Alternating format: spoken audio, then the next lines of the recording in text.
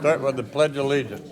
I pledge allegiance to the flag of the United States of America and to the republic for which it stands, one nation under God, indivisible, with liberty and justice for all. Reading of the call.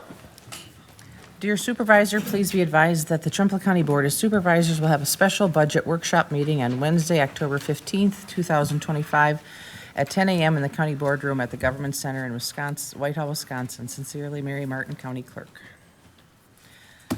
Roll call. I forgot my sheet. Okay. Bridget Turner. Here. Stacy Klein. Here. Richard Seisha. Here. Lori Severson. Here. Andy Todd. Here. Richard Anderson. Here. Kevin Adams. Here. Dick Miller. Here? Kevin Whalen. Here. Dawn Trug. Here. Robert Becker. Here. Renee Lyon. Here. Kellen Nelson. Here. David Larson. Here. Jeannie Nutter. Here. Ron Johnson. Here. John Austin. Here. 17. Everybody's here. Certify the meeting all have been posted and notification has been made. Yep. Perfect. Adoption of the agenda. Looking for a motion to approve the 5-item agenda. I move to approve. Second to that? Motion made and second, motion made by Supervisor Turner, second by Supervisor Sage, I think it was. All those in favor signify by saying aye. Aye. It's carried. Administrator, budget presentation. All right, well, let me get this set up so I can share a screen, and we're going to hand out the same presentation that I'm going to put up here on the screen so that you have it in front of you and can follow along. It is a little bit different, not tremendously, but a little bit different than what I gave out the last time, just because I added a couple of slides. So if you have a copy when you were a part of the previous meetings, it'd be best just to follow along with this one because of that extra. You won't get lost. I'm going to kill you with papers. Right. Hot off the press. Yeah, you gotta leave those out. New improved budget coming.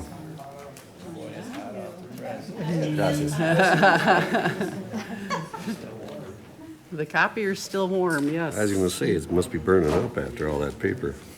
So, all right, right in front of you is the county administrator recommended budget. This is what I am proposing and recommending through my work with all department heads, with other economic financial advisors, and bringing forward to you as a balanced budget for 2026 and what I believe is a really good budget for you to consider.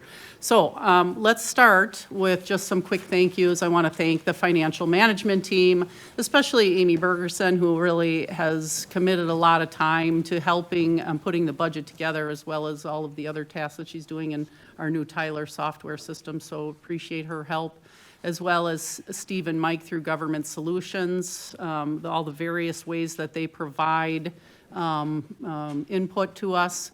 Brian Riley, of course, with Ellers, talking about our debt discussion. And then, of course, our esteemed department heads. They've just been wonderful to work with, sitting down with all of them and the fiscal managers that work in each of those departments to put all of their budgets together. So let's get into it here. We're going to talk about our budget process, the county fund review, our mission vision, how that all relates, our strategic priorities, how that helps us build the budget that's before you, how property and debt taxes support us here in the county, budgeted expenses, our equalized values, net new construction and population change, debt review, revenues, wage and benefit review, staffing requests and changes, as well as reclassification information that'll come. That's the new piece that has already been presented to Exec Finance and PV, but not to the entire board, so I threw that back in there so we could have a discussion on that. Mill rate, taxpayer comparisons, tax bill impact. What does it mean to the taxpayer? That's what I always want to know. What does that come down to? We want to do a lot of great things, but what does it mean to the taxpayer? our budget forecast, our KIP, looking at our capital improvement plans again, and reviewing that, updating, and how that guides us into the future as well, and then that overall debt discussion. So just talking about how the budget is formed, we start a lot of conversations in May in starting up and talking about that capital project requests and what we put a 5-year plan into place last year. Then it was department heads need to review that and add on that extra year so that we're always moving forward and projecting into the future. So then if they had to, of course, as you get closer and into the next year, then you know things may have changed and you want to add or delete things. So that's the process. I reviewed that, met with department heads to discuss. In July, we started our operating budget requests. They were given all of their worksheets to put together. I met with each of the departments and went through those line item and asking and talking about their requests as far as reclassifications, new positions. And myself looking overall here day to day and understanding the daily operational needs of those departments goes into, again, how this budget is formed. In September, the finance department prepares the operating budget book, and then October, exec finance committee reviews, county administrator recommends the budget, and we're here at the workshop. And then, of course, in November, that's when you put the stamp on it and you say it's your budget one way or the other, right? This is your budget. I'm proposing this to you, and so you would determine, yep, this is the budget we want to take forward, or you can make changes to that. If you make changes to it, it has to stay balanced. And so that's the conversation we'll continue to have as we move forward in this conversation. So the county fund review, and just, taking a look here. County fund review, just to remind you, we have 2 enterprise funds, the healthcare center and highway. And then we have all of our governmental funds within the government center. So while we have 2 enterprise funds, they are a part of the county overall and our budget planning and budget development.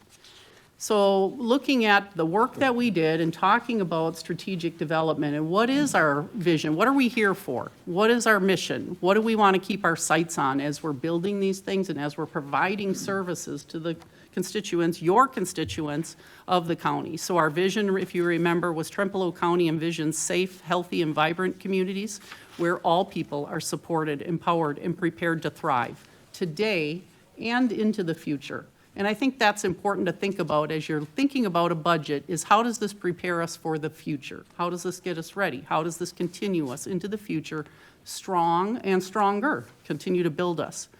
Our mission is Trempealeau County exists to serve its people by responsibly stewarding public resources, delivering essential services, enhancing quality of life, and protecting the natural environment for current and future generations.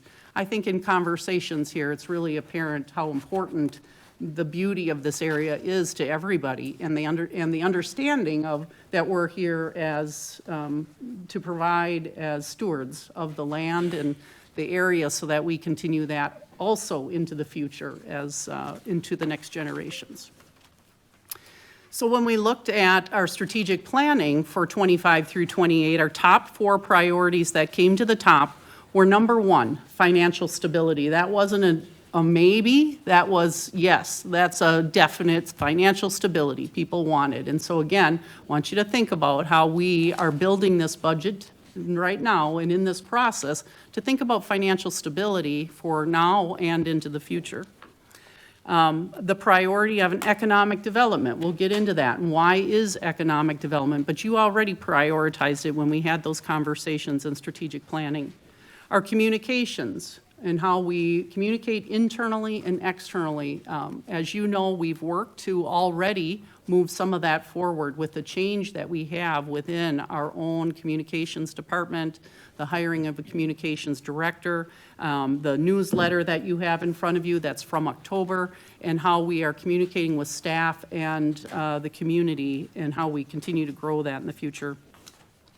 And of course, our public infrastructure connectivity, we think about roads, we think about broadband and those types of conversations. This budget is supported, of course, by property and debt and taxes to support the county. And I wanted to give you just an overview of the percent of levy by each department. Here's just a breakdown of the numbers in front of you. If you turn to the next page, it gives you in a pie chart, so it gives you just a nice visual that you can see where you're putting most of your taxes to support these services within the county. So continuing on and how taxes support the county, one of the main drivers, as you'll see later too when we talk about this, are these health insurance costs. And I brought this forward to PB and Exec Finance and talking about the constraints or the problems with the massive growth in health insurance costs and how do we continue with our priorities, but also provide good benefits and good pay to the individuals that work here. So it includes an 11% increase across our health insurance expenses, which is high. When I talk with a lot of other counties, they are, they see about 6%. So I just think that's a consideration. We are able, in this budget, to build in an 88% coverage of the lowest health care plan. That's historically what we've always done, so we're able to stay with that, but it's a high cost. It's very expensive. It's about $645,000 to provide that. That's on the county's side of a cost. So it's a high cost, and again, in comparison to other counties that I talk to, that's a high cost. Something for us to think about in the future as we continue to figure out the county's sustainability as we go forward. But right now, most people take Quartz West, and they're receiving 88% coverage from the county on that plan. In this budget, there's built-in a 2% across-the-board COLA, no step increases, means the entire pay scale shifts up, and then also includes reclassifications that are included, and I'll share with you as we go as well. So some people are receiving more than 2%, just like last year when we had reclassifications, right? They're getting more because they were determined by looking at an area and a broad span of area and looking at their comparative wages compared to other counties that they were low. They were outside of that area, so they were bumped up. That is included as well in this budget, those reclassifications that were brought forward. We'll talk more about that as well. In this budget, 2% increase. I want to give you some context on that as well as I'm talking with individuals. I'm seeing, again, across counties, about a 0% at one county to more like 1 to 3%. I would say the average is about 2%. But you are seeing some still 3.5. I would say, though, the 0, 1, the 2% seems to be pretty common. So we're going to talk about how this 2% actually is, the plan is to get us to market rate pay across the board, since it seems it's been a while since we did our review the last time. Inflation has stayed high, and so it's important that we're looking at wages across the board to see where we sit, and hopefully to have market rate wages for competitiveness. This budget also supports all of our operations. It includes all of the costs for inflationary expenses that we find that as we contract with outside groups and outside agencies, our partners, their costs go up, they pass that on to us. So as an example, last year we talked a lot about translation services in the court system and how much the translators were costing because there's not a lot of them. And so they have a market on their wages and they can pass that along to us. So that bites us because we can't, just increase our costs.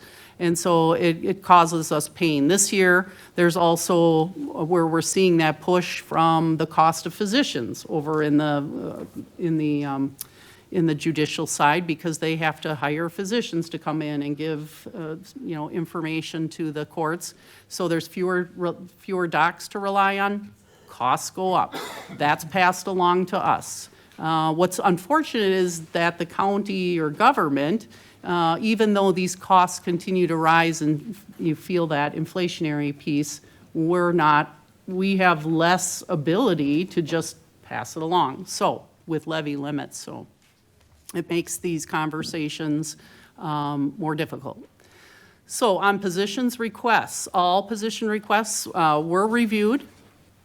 Those that are included in the budget are considered essential to meeting the organizational goals. And so I took had a lot of conversations back and forth with people, and the sheriff will tell you that. I had talked to him multiple times about the position he requested, as well as everybody else. Because to take on new positions is a high cost. And when we just talked about those health insurance costs, that's a big part of a new employee cost. So we don't make those considerations lightly. When we bring position requests forward, it's a big deal. And I think you, as the leaders, need to consider that. That's a big deal. And are we making the right choice for now, but also into the future when we look at adding positions? Our human services programming, we have a lot of really great programming with our health and human services department. And fortunately, we do see good return rates on state funding for a lot of our grant funding that we get through the state. So we are using some of those grant funds that are now coming back into these high returns into our general fund at the end of the year. We're building those a bit more into the budget because that's what the state is providing the funds for. And so you'll see a little bit higher number in those, and that those grant funds are being used to offset some of the operational costs. But I'll give you the number on that as we go forward. Future consideration on position vacancies. Every time there's a position opening, everything's reviewed, and we're thinking about, is that a position that could be combined? Is that a position that could be handled differently? I'm asking department heads to think about innovative ways that we can do things differently. We'll talk about some new ways that we're thinking about how to handle some of the needs that we have. So let's talk about budget expenses. Why are they up? To be more specific. So I'm pointing out the increases to you right here. In the sheriff's office specifically, we had a union contract that was renegotiated at 5%. Those wages compound, right? And they also impact the fringe that people get. And so that's a high cost that has to be accounted for. So that's part of their increase. Also, increased costs are associated with increased mental health services that are built in to their budget and for their jail service, as well as inmate jail meal costs.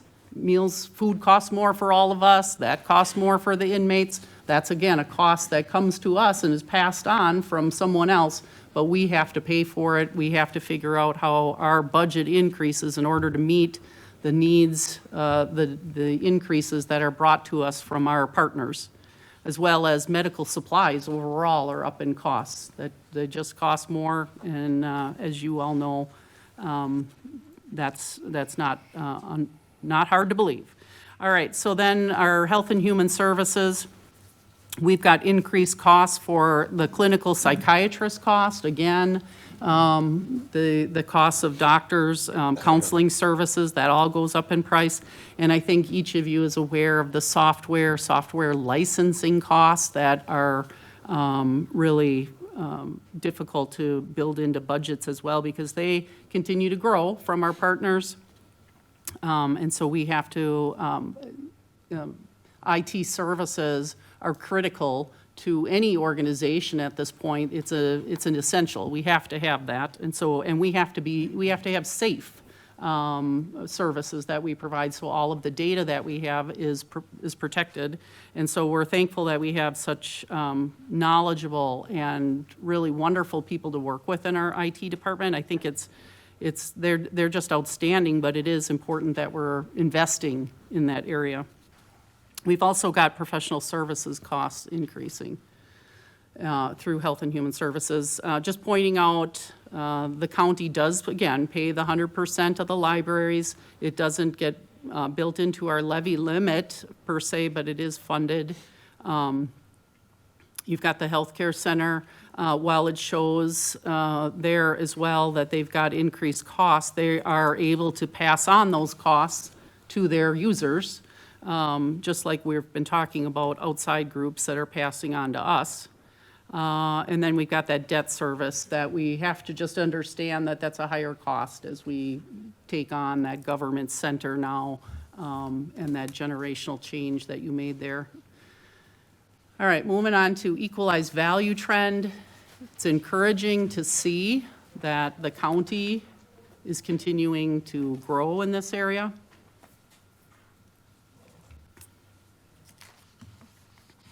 And our net new construction,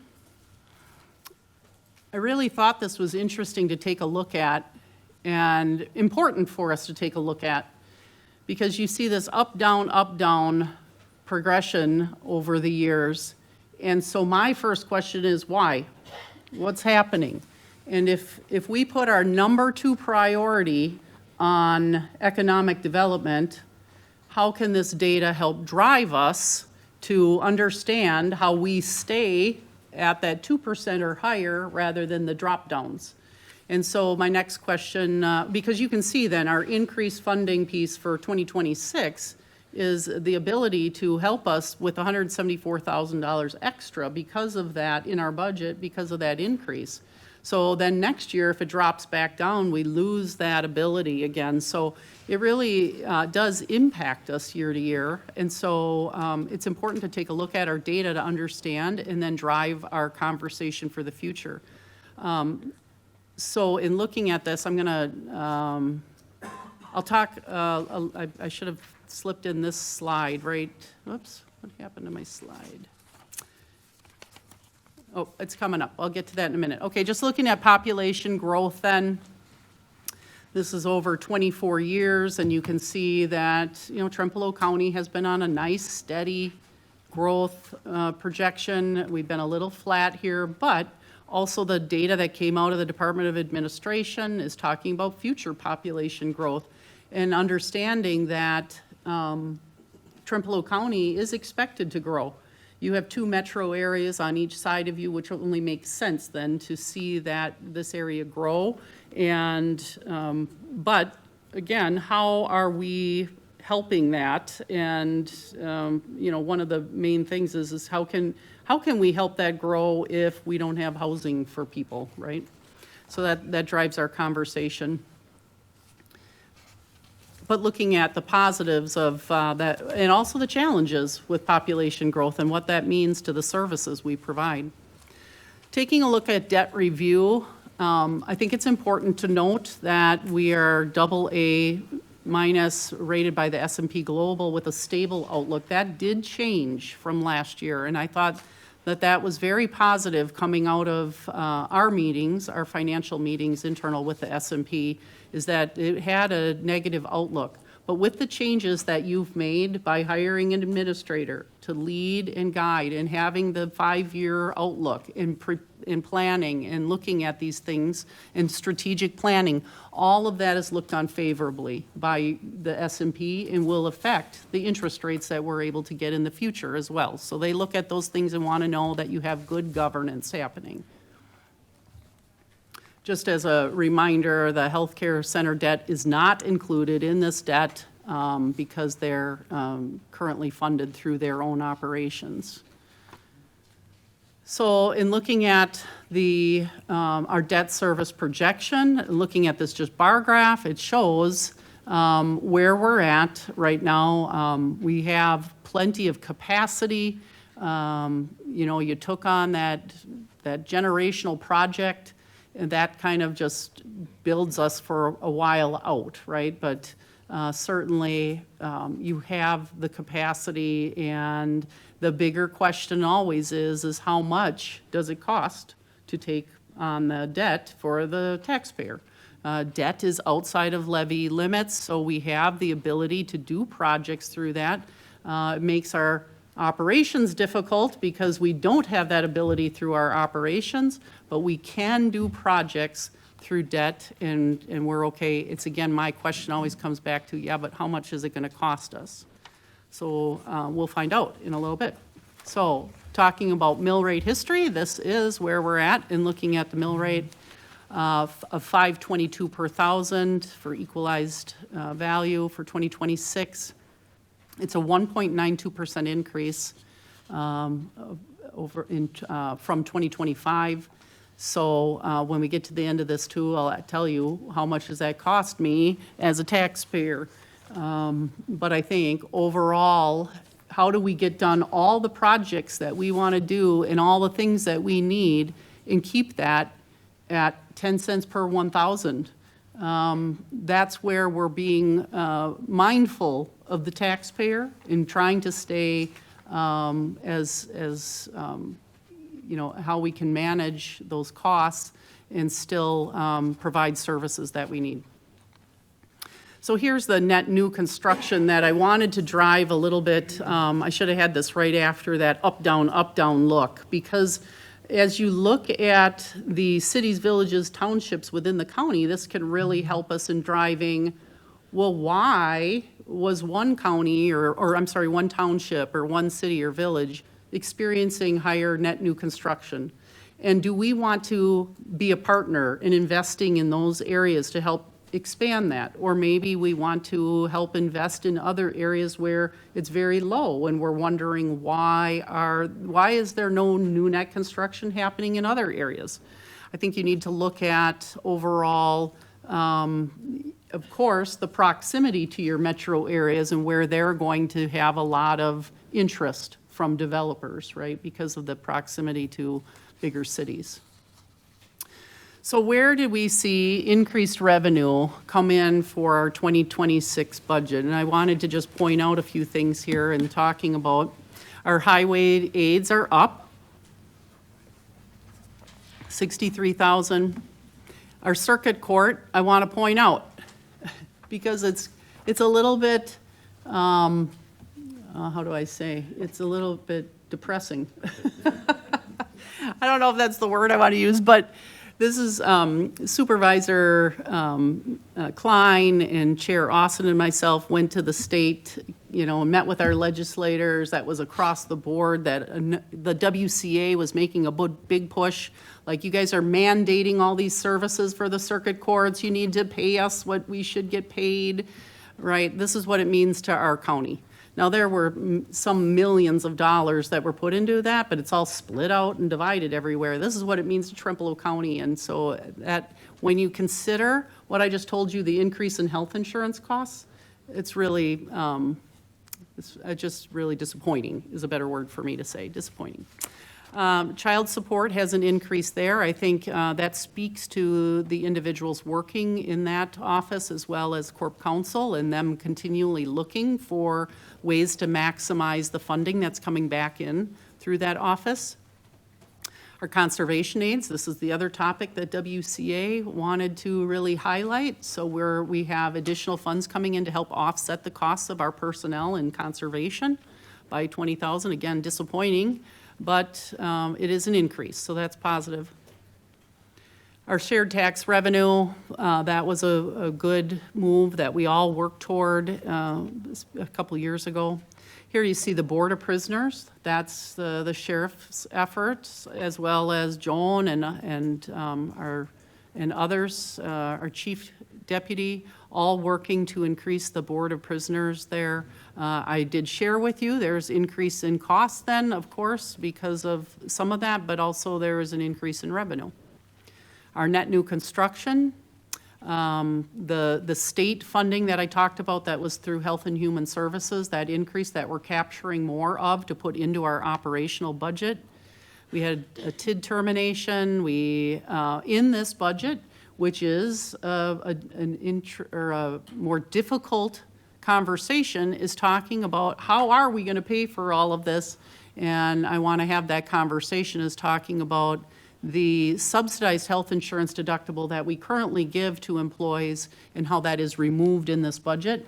It saves $178,000 or a reduction of expenses, and I'm going to talk to you about that more and give you some more information on that that will help you in those decisions and moving forward. Opioid funds applied.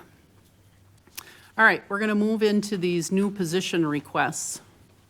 What I'd like to do is to take the opportunity, because I think it would be best for you as supervisors to hear the need that we have from our departments and why. I went through all of these and contemplated, do we just forget it and not increase, keep everything where it's at, no new positions? That's what we did last year. Or are we at a critical point where we need to consider how we're addressing the needs that we're seeing? So I'm going to call first the district attorney's office, and we're going to have Mandy come forward to talk about the paralegal. Hi, John's in court, so you get me. I think so. Yeah. Our office was approved by the state to get a new assistant DA position, so we will be hiring for that this coming year. The job posting is out. So because we're getting that new ADA position, we will need another paralegal position. It'll increase, because we'll have increased case filings, we'll have increased discovery demands, follow-up for case filings. We also have a large number of old files that we have to digitize yet. So that's a project we do have to keep working on. So I'm not sure what else. Do you guys have questions or? So it's a support person for Yep. the new DA. Yep, Okay, thank you. I okay. got one question. Yeah. This adds more work for the judge. Yes. So why aren't we getting a second judge? That would have to be followed up with the judge's office. You have to ask the state. Yeah, that's the state. The state Yep. pays for that, and. I think, isn't Trempealeau County on board, like, in the next couple of years for a Correct. new judge? Correct, as far as what Judge has told me. I have a question for one or both of you. Early on in our discussions, that was talked about as some sort of part-time with sharing. Is that changed? So this is the full-time real thing now? It is the full-time real thing, and just to remind you, in looking at our, again, needs from last year and talking with individuals, we did take a half-time person it was a full-time position in UW Extension. We took half of that position, left it in UW Extension, but then we took that other half and shared that over to the DA's office because they were experiencing high volume and need. So this then takes away that position and only puts the full-time position over here. And so I think let's get through the need, and then I'm going to talk about the changes that I'm proposing. But that's one of the changes, yep. So they're not going to keep that half-time plus get a full-time. They're going to get a full-time, and then they lose that half-time person. Good questions. All right, let's bring up Jeremy. Good morning. So mine was for a custodian, pretty straightforward and simple. Went from 86,000 square feet to over 200,000 square feet. We did add, I do have a second maintenance position, but there's still a lot of cleaning that still needs to get done or gets kind of pushed to the wayside, especially because tickets are going up. As the jail gets more and more occupied too, we get more and more tickets over there. So I'm just trying to get that extra person to one, so I'm not carrying tools so much. I should be doing a little bit more training, focus on more admin stuff. It gets me out of the building at night to focus on the main roles of my job.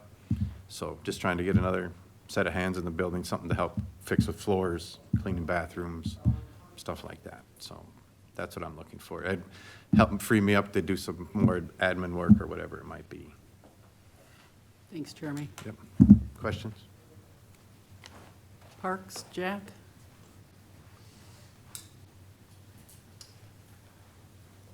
So I requested administrative support.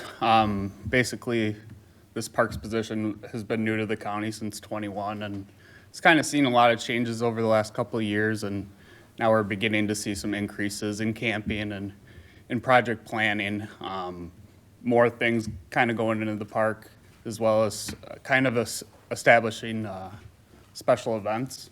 So we are just kind of seeing an increase everywhere, and guess filling out like all the committee stuff and, you know, staying ahead of the game has been difficult, so it's kind of why I requested the position. Thanks, Jack. Go ahead. Jack, how many parks do you oversee? It's just one, just Just one. Petrick. And then we got the 2 part-time groundskeepers. They take care of it, and you just oversee everything there. Right? Oversee everything. They spend a lot of their time mowing, about half of their time, but with the 2 part-time guys, we are kind of trying to add some new things. They are running kind of low on hours, and it's just taking some time on some tasks. May I speak, Mr. Go Chair? ahead. This position you're requesting, what would be the main duties of this position? So basically, it would be someone that would help me basically with what I do with all the new kind of initiatives that we've established for the park. Helping me with agendas, minutes, and kind of doing the same thing I do. Like in 4 days, we made $24,000 for that Ashley for the arts camping. So it's like little things like that happen throughout the year, that being a big thing. That we just need kind of some more support on day-to-day operations. Would a halftime position potentially meet that need? We'll see, like with the natural play area going in, that's also gonna maybe increase some workload.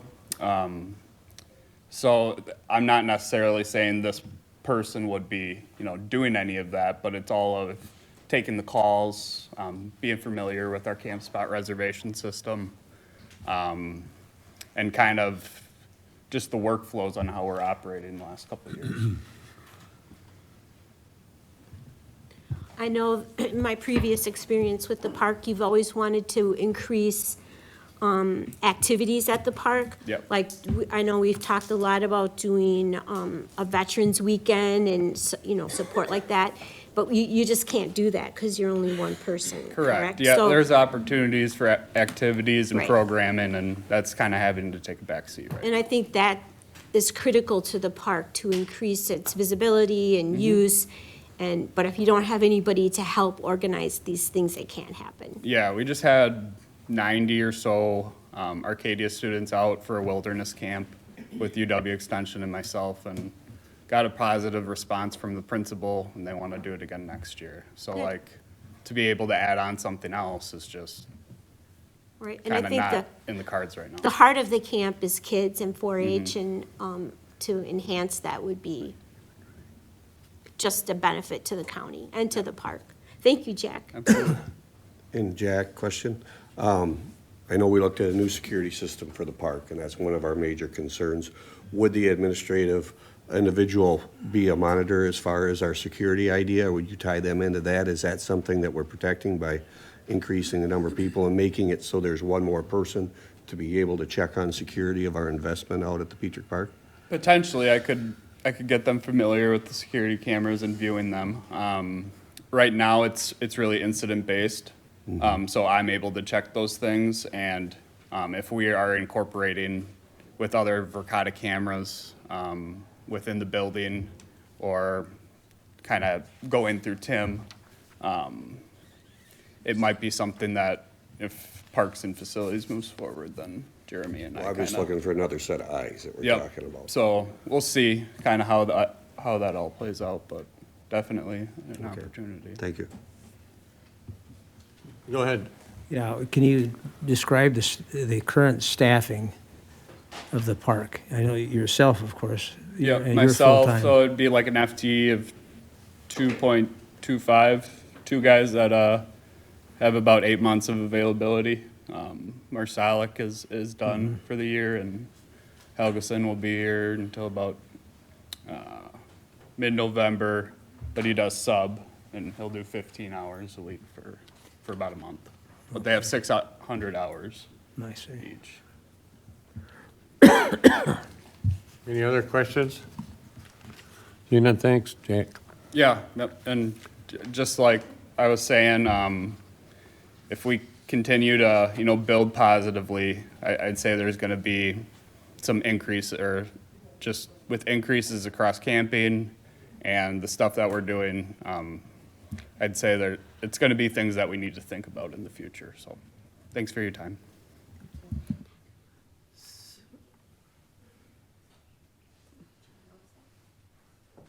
You can't yet. Okay, we have Corp Counsel next, but she's in court right now. Let's move on to Sheriff.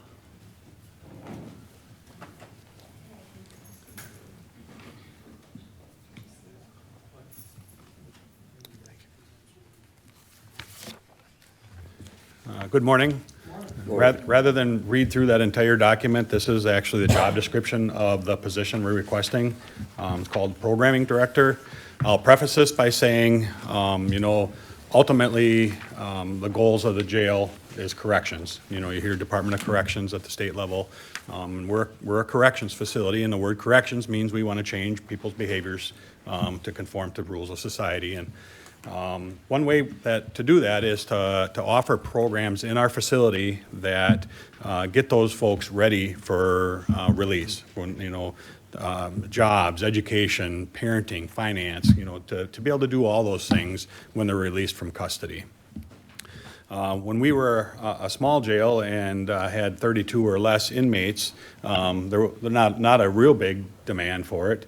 Now we're considered a mid-sized jail by all practicality in the state of Wisconsin, and our average daily population now is between 60 and 65, so that increases our need for programming. And someday, the projection is with this jail is that someday the building will be full of inmates right here from Trempealeau County. Right now, there's a percentage of them that are from other counties that will utilize this as well. But at some point in the future, all of our inmates are going to need these services. So with the increase in inmate numbers and hopefully, the thought is that we're offsetting this with the increase of revenue coming into the jail. It's a great time to add some programs and other features to help our inmates get along there. So I'm just going to go through just a brief list of some things that we're looking at here. This person would be assisting with intake fingerprints. From court. Right now, we are struggling. We don't have anybody up in the courtroom taking fingerprints when the judge orders them. The judge is ordering them to come down to the jail, which means coming downstairs, walking outside, going around the building, coming in the other side, and trusting that they're going to do that, period. And they're not. And a number of inmates, a number of court participants are not getting the fingerprints that the judge is requesting. This would enable us to have somebody up in that area of the courtrooms that we can do the fingerprinting a little bit more often and a little bit more efficiently. Recovery court, part of recovery court is having an employee of ours, a jail, I think Joan has done it in the past, the captain has done it in the past, attend the recovery court hearings and monitor the progress. This person would be assigned to that as well as the recovery court participant and to do the Monday through Friday daily testing. Right now, recovery court is a little bit lacking, or they report to us anyway that they're a little bit lacking in their testing of participants just because they don't have the ability to do that, and this would greatly increase that ability. The electronic monitoring program is run out of the jail, and right now there are two or three of the sergeants are administrating the program. This would make this more efficient by having one person administer that program. Facilitate the earned release credit. I don't know if you see the term ERC in the job description, that's earned release credit. Inmates get credit for working in the kitchen and in the jail, or in the laundry service. Our laundry is entirely manned by jail inmates. There's no staff being paid to do that. In turn, they get time off of their sentence, and called earned release credit. That is a bookkeeping thing. Somebody's got to keep track of all of that. Right now, it's spread out over whoever's on duty that day, which could cause some credibility issues or accountability issues. They would review the criteria to make sure that the requirements are met to be able to do that program. They would track the hours, update the release date then accordingly, and also conduct the orientation, the education that they're going to need to do those services. They would recruit, orientate, and maintain a list of volunteers to come into the jail, such as, I don't know, you got religion. Joan, you might have to help me. Religion, Bible study, anger management classes, banking classes, so forth. And we actually have people that reach out to us and ask us how we can come into the jail, or how they can come into the jail and do these programs for our inmates, so that would facilitate that as well. And I forgot to say that I don't know everything. I won't even pretend to say I know everything, so I have Wayne and Joan here to answer some of those questions as well, so. They might have to, for the public purpose, they might have to come up to the mic, and nobody can hear them. Oh, yeah. So, so they maintain a list of the available programs. Right now, we're probably 6 or 7 maybe different programs that Adam Trenzo with UW Extension is helping us with. We would increase that by about 3 times the number of programs that would be available to the inmates. They would schedule and coordinate weekly church services. By federal law, we have to comply with their religious demands, to the best that we can, within reason. And the more people you have in jail, the more different types of religions you have. And this increases our capacity to meet some of those and hopefully ward off any religious lawsuits that are fairly common across the sheriff's offices. We have a library. This position would help keep the library up to date. The books are all donated to us and they're changed out frequently, but this would be an internal position that would help maintain that. And they would also be sworn or certified jailers and assist in jail needs as well. We are adequately staffed according to the DOC code for the number of inmates we're going to have, but adding inmates adds work just for all these things I just mentioned. So this person would be a certified jailer. In the event that we have additional court needs on a certain day, they'd be escorting to court. They would be filling open shifts that would occur during their shift rotation. And that's one thing, Ms. Gluen, that we did not account for, is this has the potential to reduce our overtime budget, because it could potentially be 2 to 3 shifts a month less in overtime costs. So but hopefully there's a savings at the end of the year, and the general fund finds that. So they'll run criminal histories, conduct urinary analysis for recovery court. They'll speak to inmates face-to-face about programming issues. Right now, inmates kind of have to do that on their own on the tablets, and they're reluctant to do that. It's more effective when you can do face-to-face. They'll track inmate for compliance when they're on emergency or on electronic monitoring. There's all kinds of rules that they have to maintain, so they will track that program as well. Report writing, track and log, like I said, the work rules, the work program in the jail, in the kitchen and laundry. And what it does is it brings consistency to all these. Instead of several jailers trying to remember to do all this and pass on information, one person will do it all, and one person will know what's going on. So the position comes with a price tag of just under $80,000. Like I said, we're hopeful that it'll reduce some of our overtime costs, and with the increase of revenue coming in from the out-of-county housing, that is going to be there for 2026 for sure. We feel that for all these reasons, it's an important piece for us. So, Sheriff, is there any evidence that having a position such as this reduces reentry? Well, I can't point to any evidence, but other jails that have, other jails that have the programming positions like this, they say they notice this in recidivism and people not coming back to jail. I can't point to any statistic out there that says that, though. Just a comment, it sounds like a very important position, but anyway, is it in the current budget, or it's something that has to be added? It's in the current budget proposal. Okay. Well, and I'll talk about that when we get through all Okay. of these, yep. But it is included. Question, Brett. Was the $80,000 that you estimated, was that including benefit package? Yes. Okay, and then will the position be offset in any way as far as cost with an increase in the rate per day? So Or current- anything? Currently, one of our contracts, Jackson County was our original contract, and that is at $45 a day. I've notified them that that will increase to $50 a day next year.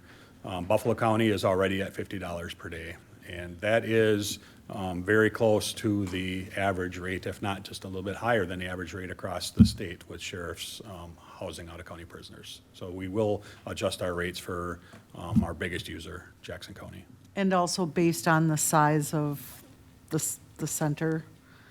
Does that affect the rate that you charge based on how many inmates that you have? And because you talked about it having like a medium-size facility. No, that doesn't figure it into the rate that we charge for out-of-county housing. The medium, when I say medium size, it means the demands are higher than when we had less inmates. Now we're considered medium, and our demands are accordingly going to be increasing, so. Okay, thank you.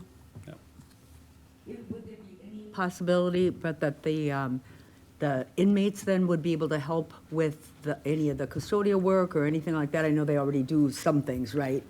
Well, Would that increase, or? in my time as a jailer, yeah, the inmates were doing, but as it stands right now, I'd have to defer to Joan on what that would. You want to come up to the mic here, Joan?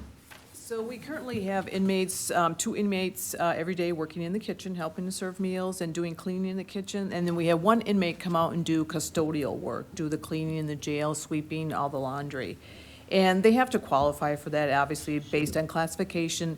And medical has to review and make sure there's no medical issues with them doing that. So we are pretty lucky that we are able to get inmates to help with those areas, so yes. Got you. So it's not It's not guaranteed. not guaranteed, and not everyone can do it? Right. Correct. Right. Okay, thank you.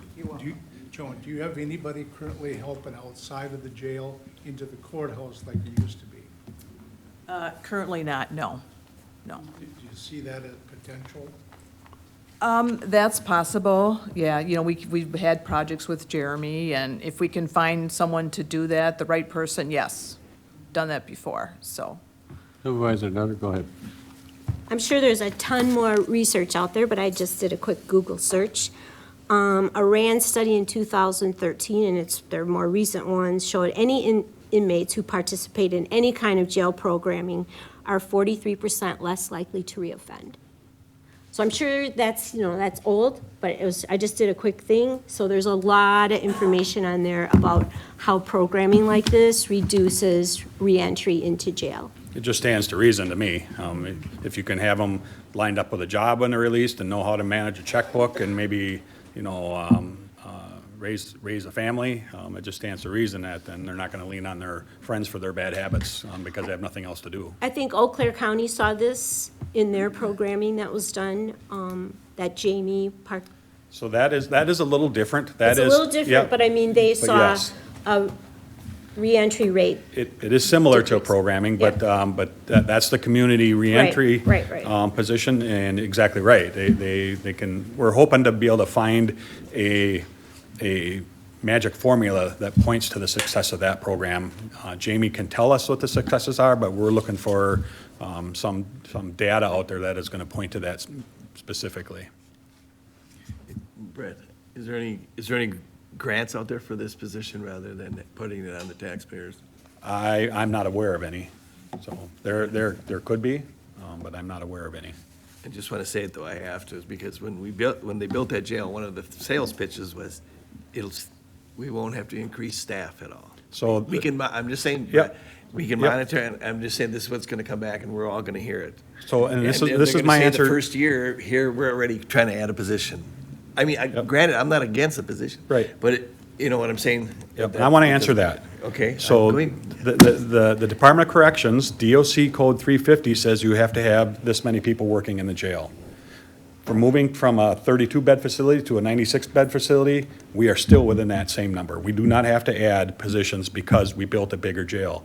We are adding this position to offer more opportunities to the increased number of inmates we're going to have there that we could do without adding a position, but we're adding a lot of work to the current staff that way. So this is adding additional features that we finding it difficult to do right now.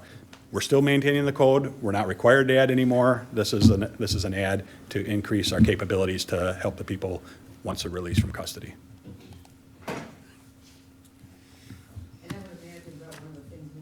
Worry about a little bit is burnout with that particular We want to worry about that a lot. So the more that you add Yeah. on to those folks that are already in there, you Yeah. know, I'm And pretty sure everybody not wants that it somebody to not that it answer. should matter anymore because you have 100 people in line waiting for the job. You want to protect the employees you already have. Correct. But we don't have those days of 100 people applying for Right. one job anymore. We've got negative 5 people for every job we have right now. So, yes, we have to really worry about our employees. Just so the public knows, in case there's a lot of people listening, how much do you spend per year in overtime? What is your overtime budget? Oh, Just off the top of your head, it doesn't have to be accurate. $150,000? Okay, thank So- you. That's just in the jail. I think one of the pictures maybe we can bring to the constituents of concern with the overtime, I think we're reducing the overtime cost, so I think that's a picture we can give to them too. And That that's is our less goal. burnout Yep. and less pay. I think Yep. it's, yeah. That is our goal. This has the potential to reduce the overtime. We'll know after 1 year. We can adjust the 27 budget accordingly, but it certainly has the potential to reduce it by anywhere from $10,000 to $20,000, so. No further questions? Thank you, Sheriff. Corporate counsel just got out of court, so she can give her recommendations. Turn this on, and I'm going to get my file out. But good morning. I appreciate having the opportunity. Sorry, I was elsewhere this morning. I know that some of the information you might have, and some of you might be aware of it, but I do think it's important to very briefly go through it. And I spent some time trying to figure out how to best describe it, the situation, because it's hard, and I have a responsibility to maintain confidentiality. You guys kind of see me come and go, but you don't know why. But I think those of you who have been here this week, for example, would know that every single meeting that's been scheduled this week, I've either left early, I couldn't attend, or I'm coming in late. And that's because I'm often, and pretty much, very frequently required to be in 2 places at once. So, this is regarding need, risk, and benefit. You know, there's a need for another one. There's a need for lots of reasons, and I can go through there. I'm not sure how long I have, so please keep that in mind. But there's also increasing risk. If I can only be in one spot, that means every day, throughout the day, I triage. Everything that comes in, every email, is it something that I have to address now? Is it something that I can wait? And then there are ways to address it. I think one thing that occurred that you may have previously received is a list of all of the mandated duties for a corporation counsel. If you look at Wisconsin Statute 5942, you will find a brief list of our mandated duties. That includes, right off the bat, prosecuting, defending all civil actions, proceedings, applications, and motions in any court, commission, board, tribunal. That's my very first duty. So that's why I'm going to go to court first. by statute. That's my very first one. My second duty is to give advice to the board, county park commission, county departments, other boards, and so forth. It also means serving as a legal advisor for the county highway and highway committee, perform all duties regarding any sort of civil matter, and review and countersign contracts. The last part is really for larger counties, but it would be strongly recommended for all counties by the majority of corporation councils. This also includes matters that are under Chapter 48, also specifically under 48.9.1, includes 51, 54, 55, 59, which considers a host of different matters. It includes 980 as well. I've done that in different positions, and any sort of federal and state compliance, and that includes privacy law, which you've heard me talk, or at least executive finance has in multiple matters. So that is the scope. All legal matters that come to the county that are not criminal, I get. And so that means that there's a lot of different things that need to occur. There are 24 different departments. There are 13 standing committees in addition to the county board. So again, all of those different matters. I would point out that the past history for this office, there have been 2 attorneys. Prior to October of 2024, because there was a separation in August of 2023 prior to me starting. But for years, there were 2 in this position or in this office. And I would note that in 2021, which I was not aware of, there was actually provision for contracted services. I did not become aware of that till looking at the files this year. In addition to that, we have increasing matters.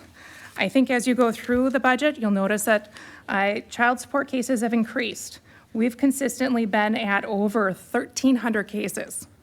I have over 1,300 cases as the signing attorney, just for child support. Of course, we have a great department that works on that they manage it, but it's a huge accomplishment. I would note that staff time is increasing. Previously, I've been reviewing it because I have to submit it. This is both the pathway forward as well as a reality. This time for child support can be reimbursed by the state at the rate of 66%. It's one of the few opportunities that are even available to the office to seek reimbursement. That has increased significantly. That, just months ago, was 30 hours a month. Now, the last several, we've exceeded 30, and we're going closer and closer to 40. We do have an increasing population that's aging. We have increasing needs regarding litigation. What was okay for certain matters in 2015 or 2010, they're not okay now. And you have to keep abreast of those. And they're nuanced, they're specialized areas. They're not things that you can just pull in the average attorney. You have to go to the training. You have to keep abreast of the changes and read all the different cases and so forth. I had submitted, I'm not sure, Becky, if you submitted any of the materials or the requests. Okay. So with that, just to give you an idea, as of from December through June in 2025, I had I had almost 15,000 emails. That does not include any of the child support emails that would be from the circuit court system because child support staffs them. I had almost 6,000 outgoing emails in that period as well. So it's busy. When I say it's busy, it's very busy. So with that, I had mentioned triage. Every single thing that comes in is triaged. Is it the risk immediate? Does it have to be dealt with today? Is there a statutory timeline? A lot of things happen. There are statutory timelines in many matters, and guess what? If I'm on vacation, who's covering?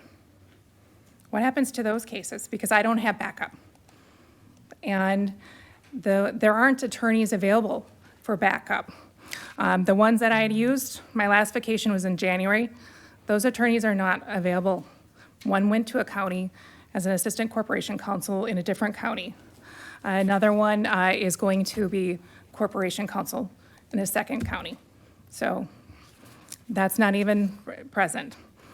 So the risk is there. The risk is there from the triage factor. The risk is there because there are times that I have to be away and there's no one there to cover. My recommendation would be that we hire a full-time position. I think that child support would be an appropriate place for that person's duties to mostly focus on.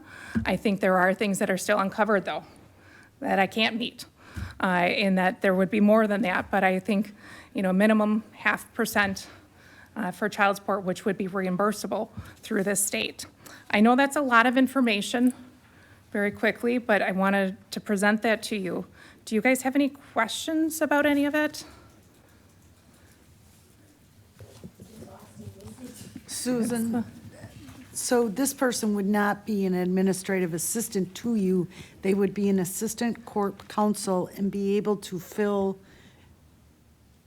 certain shoes such as child support and Yes. other things as well, and bring us back to having 2 corp counsels for the county as we did back in 2023, Yes, correct? that's exactly it. And so, Okay. for example, if you have a county board meeting like today, I could attend that, and the Assistant Corporation Counsel could attend the court matter.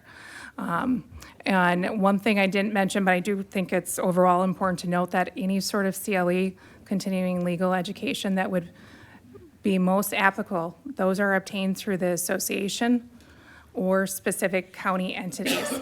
They're not available to your average attorney unless you are working for the county.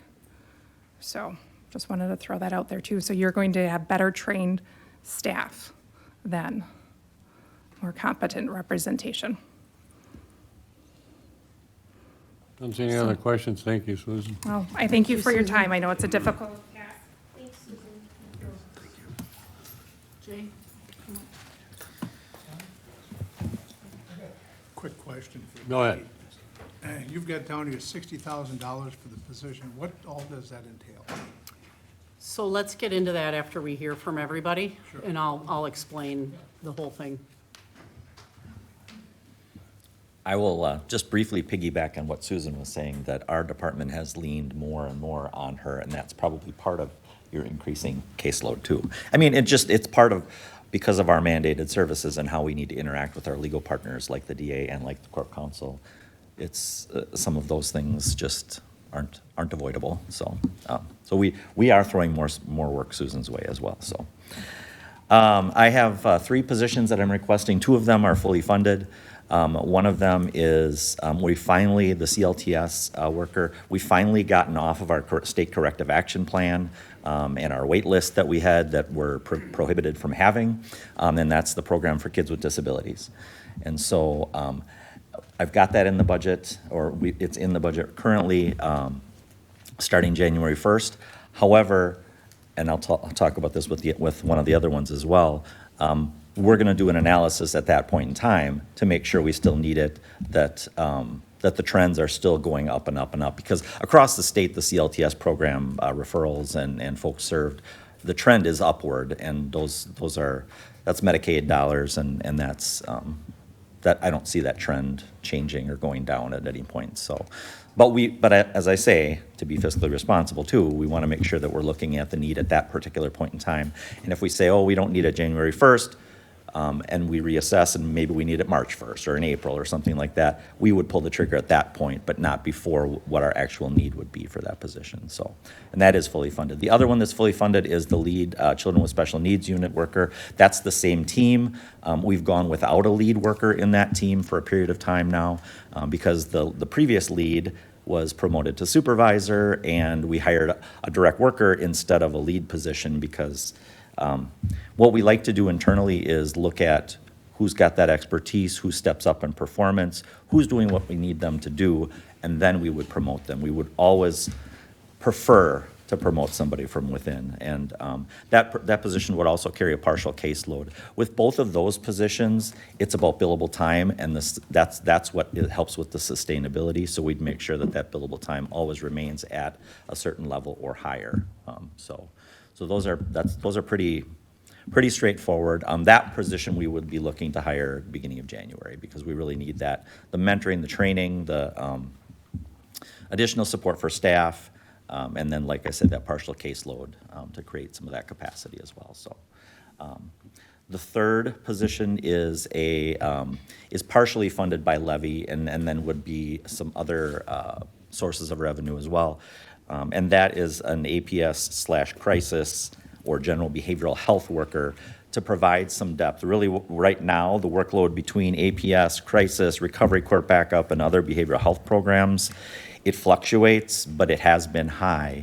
And this is another position where, or one of the positions where the number of and intensity of referrals varies. So APS is a good example. We've done a lot of education on APS, like financial exploitation with banks and other community partners.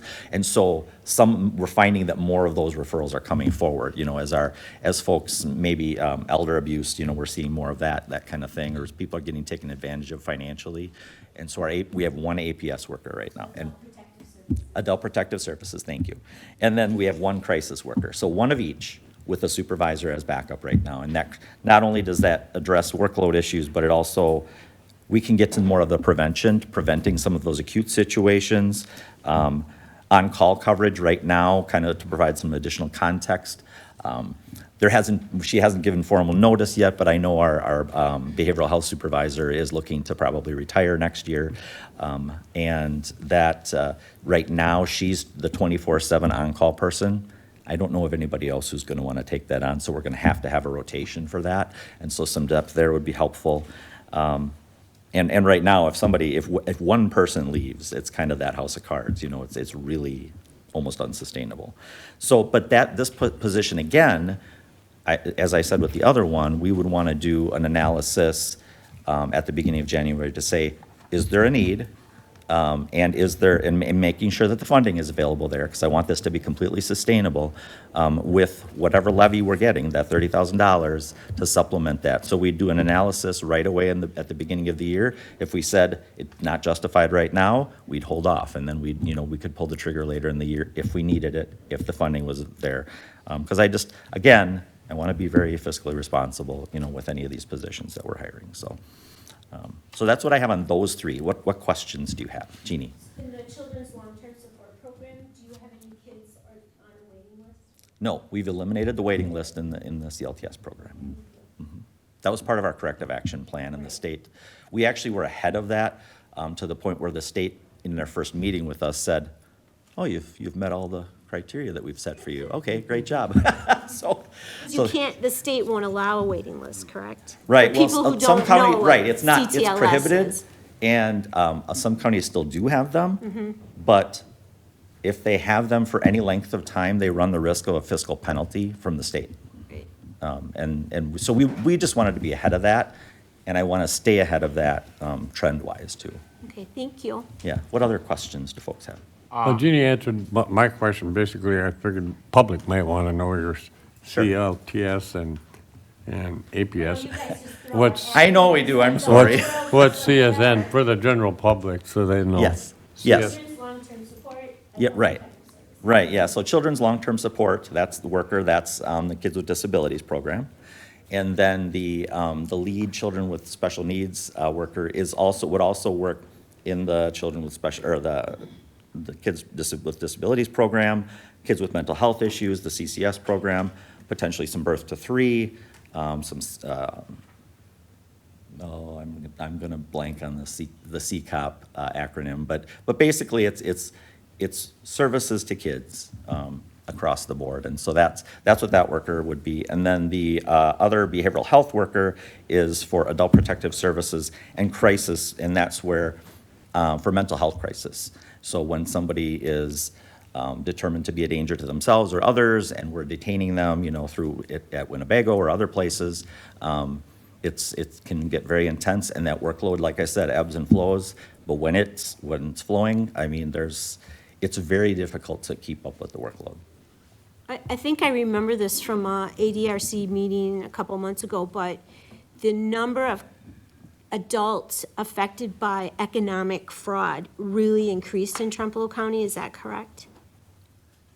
In some cases, I don't know if it's the number, so we have the number of referrals ebbs and flows. Right. But the number of people, once we do those investigations, I don't have those numbers in front of me, but I know financial exploitation is coming more to light, whether it's more referrals or more cases that turn out to be something like that, or it's the level of dollars Yeah. that are involved I sometimes. think statewide too, that is really increasing. People are more vulnerable to that There are sort more of crime. scams, more elder abuse out there than there has ever been, I think. More of a statement. Number one, I appreciate you attempt to hire with, and I appreciate that.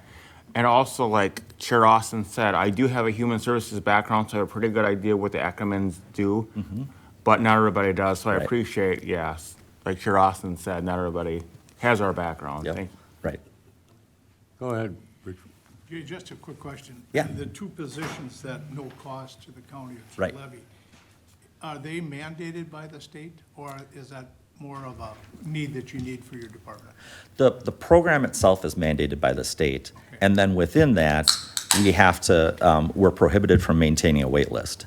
And so those two pieces really combine to, you have to stay ahead of, so that you don't start a wait list, you know, so that your capacity, your workload capacity isn't so overwhelmed that we have to start one. Because we have in the past and didn't want to, and I want to prevent having to do that. And like I say, I wouldn't want to hire that until we see that they're, okay, now, because we try to, we look at, okay, what our caseload's at, and what's kind of the rate that happens. And you kind of know, like, ebb and flow in different months, too, months of the year, like when you might see more of that.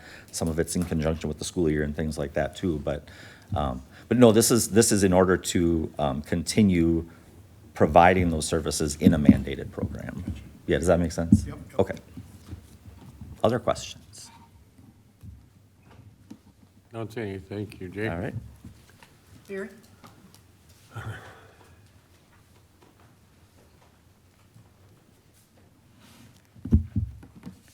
Good morning. I'm going to pass out a few interesting statistics. Okay. Yeah.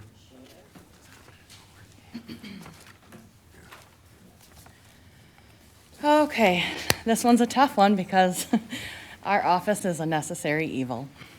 We are mandated to fulfill all our responsibilities, and unfortunately, the state does not pay for most of it. This is sadly not in our control. So, something that I don't think a lot of people thought about before this big, beautiful building. One of the most important reasons I've requested another deputy clerk is that with the new courthouse and 3 courtrooms available for use, quite often there is a court commissioner, 2 judges, and then sometimes Zoom hearings going on, so simultaneously. So we are running out of clerks rapidly just to handle the court matters.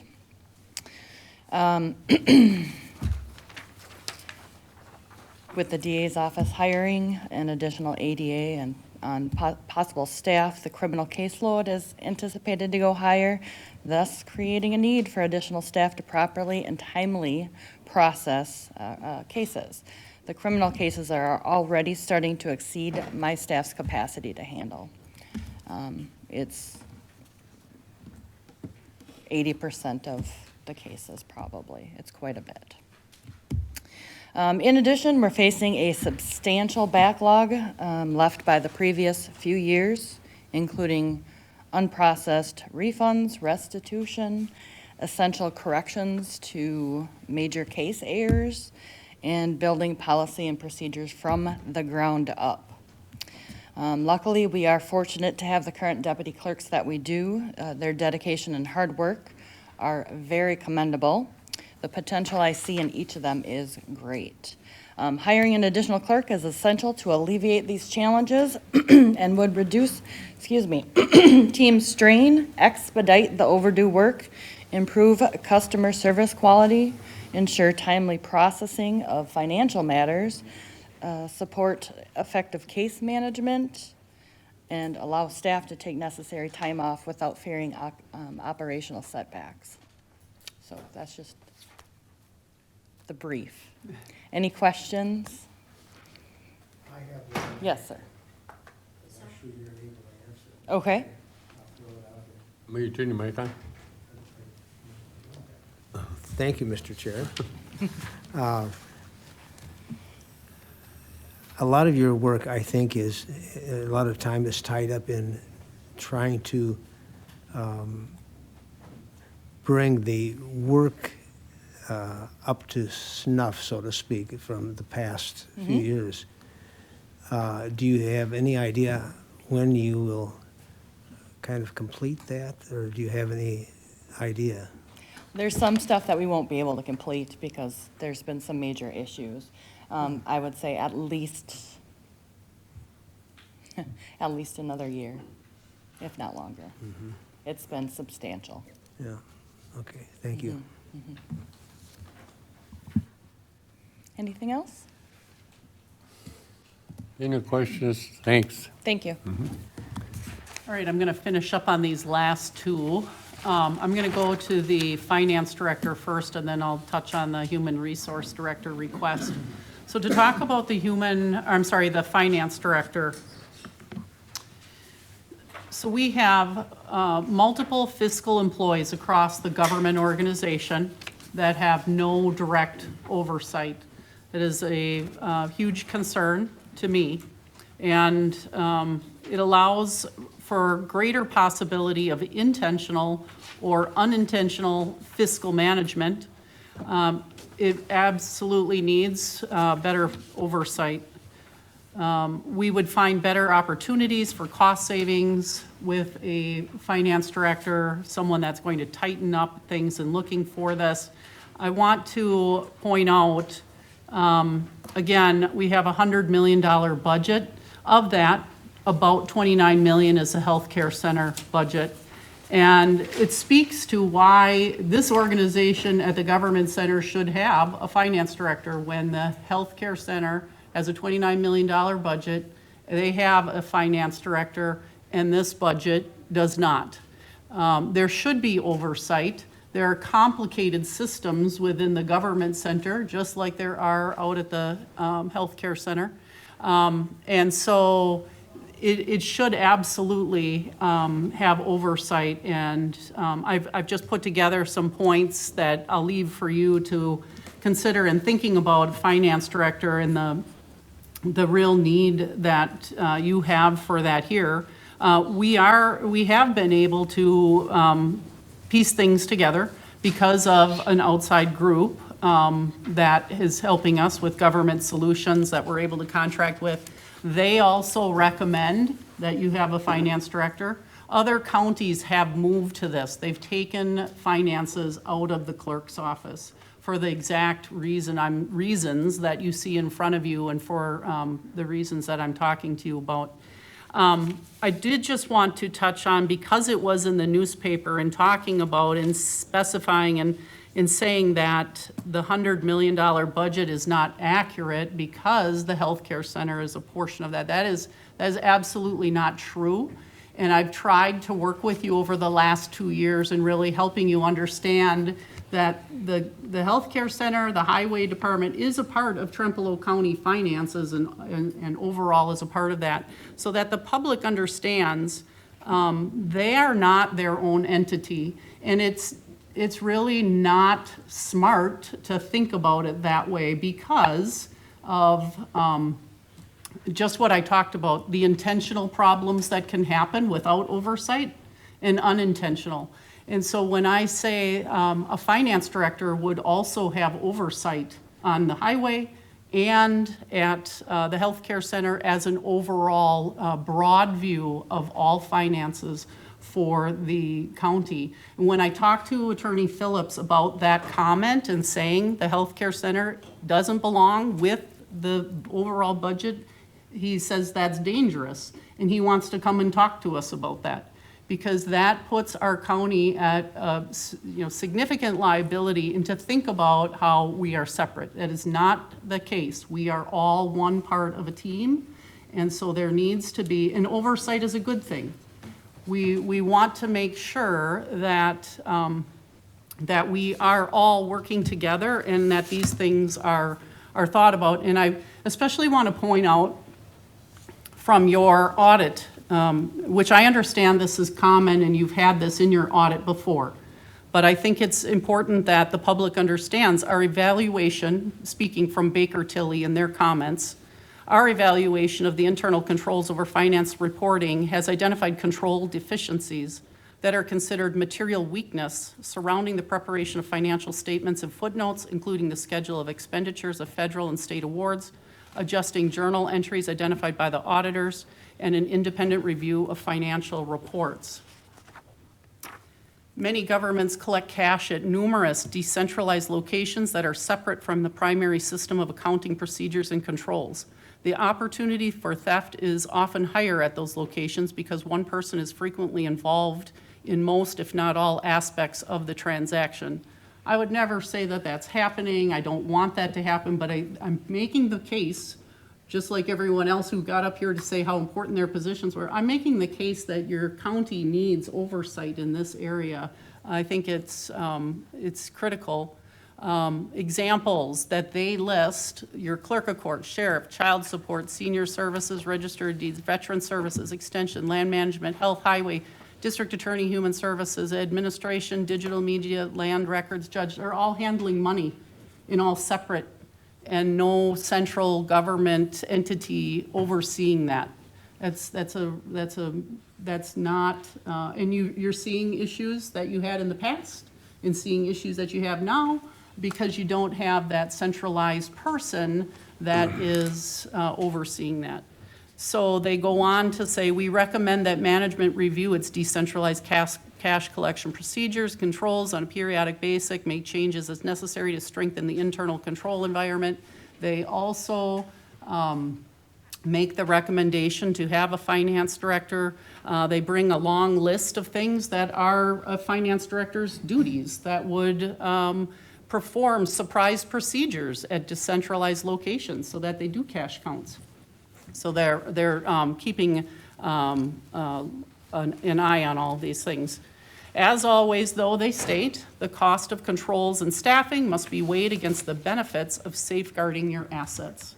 I think we have a lot of assets here, and I think that that's kind of the overarching thing, is making sure that we're safeguarding those so that that can take us into the future.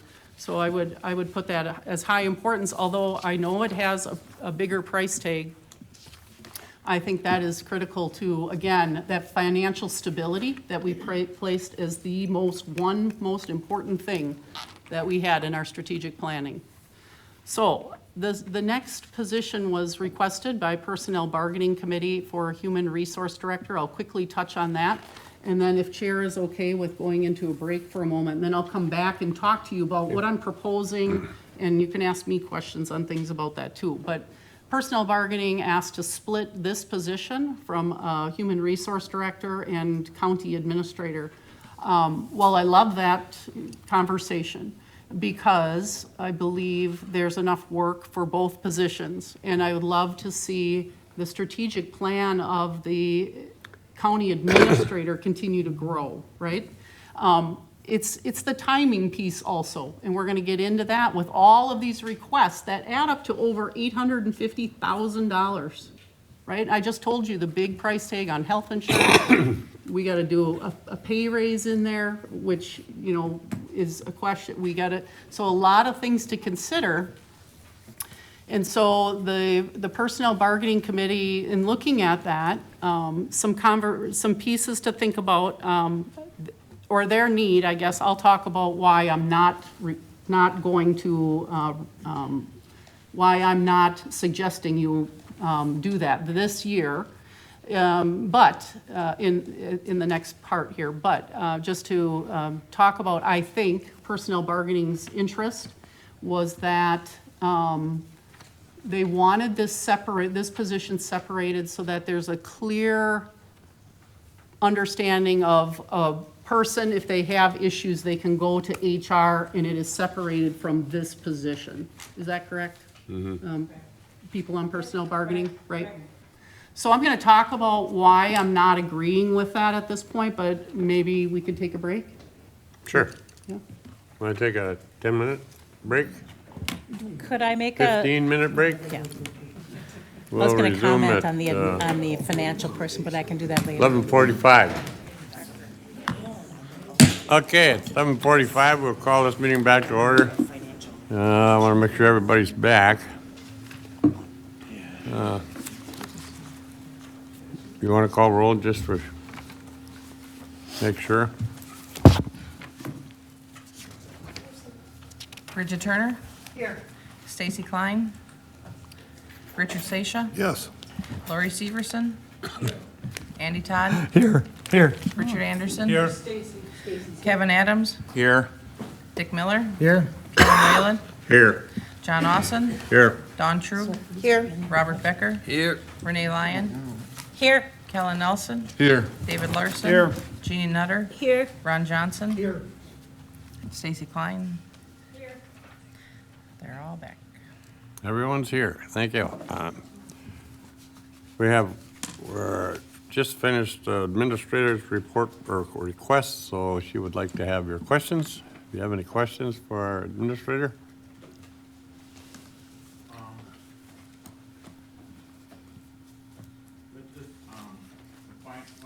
Is your mic on? Yeah, it looks like it. No? The finance director at the centralized county level, I just worry about that to see somewhat the need. The healthcare center already had their finance director, and I also have a health and human services background in a real job that I've had. What about HIPAA violations and all that too, and other concerns too, because the finance director here is totally separate than the one they have out there in the highway department too. I just worry about that with my background in real life. And what health and human services work. Yeah, I would think any employee, especially in a finance director, is still going to be under the same same rules and regulations as anyone out at the healthcare center. In fact, we work, like a lot of our finance people work with payroll right now, and that is also HIPAA information, so that individual would have to be responsible for keeping that information confidential. There you go. I do have a couple of questions. With regard, again, to the financial director position, has there been consideration for maybe an accountant versus going right to the financial director position? And has there been any consideration for how that could potentially look different, given that the healthcare center already has a finance director? Could there be perhaps an accountant there and a finance director here, or any consideration for how that could potentially be done without hiring a director level position? Sure. I think all of those things are considerations, and so I think that we have to take all of those things into account.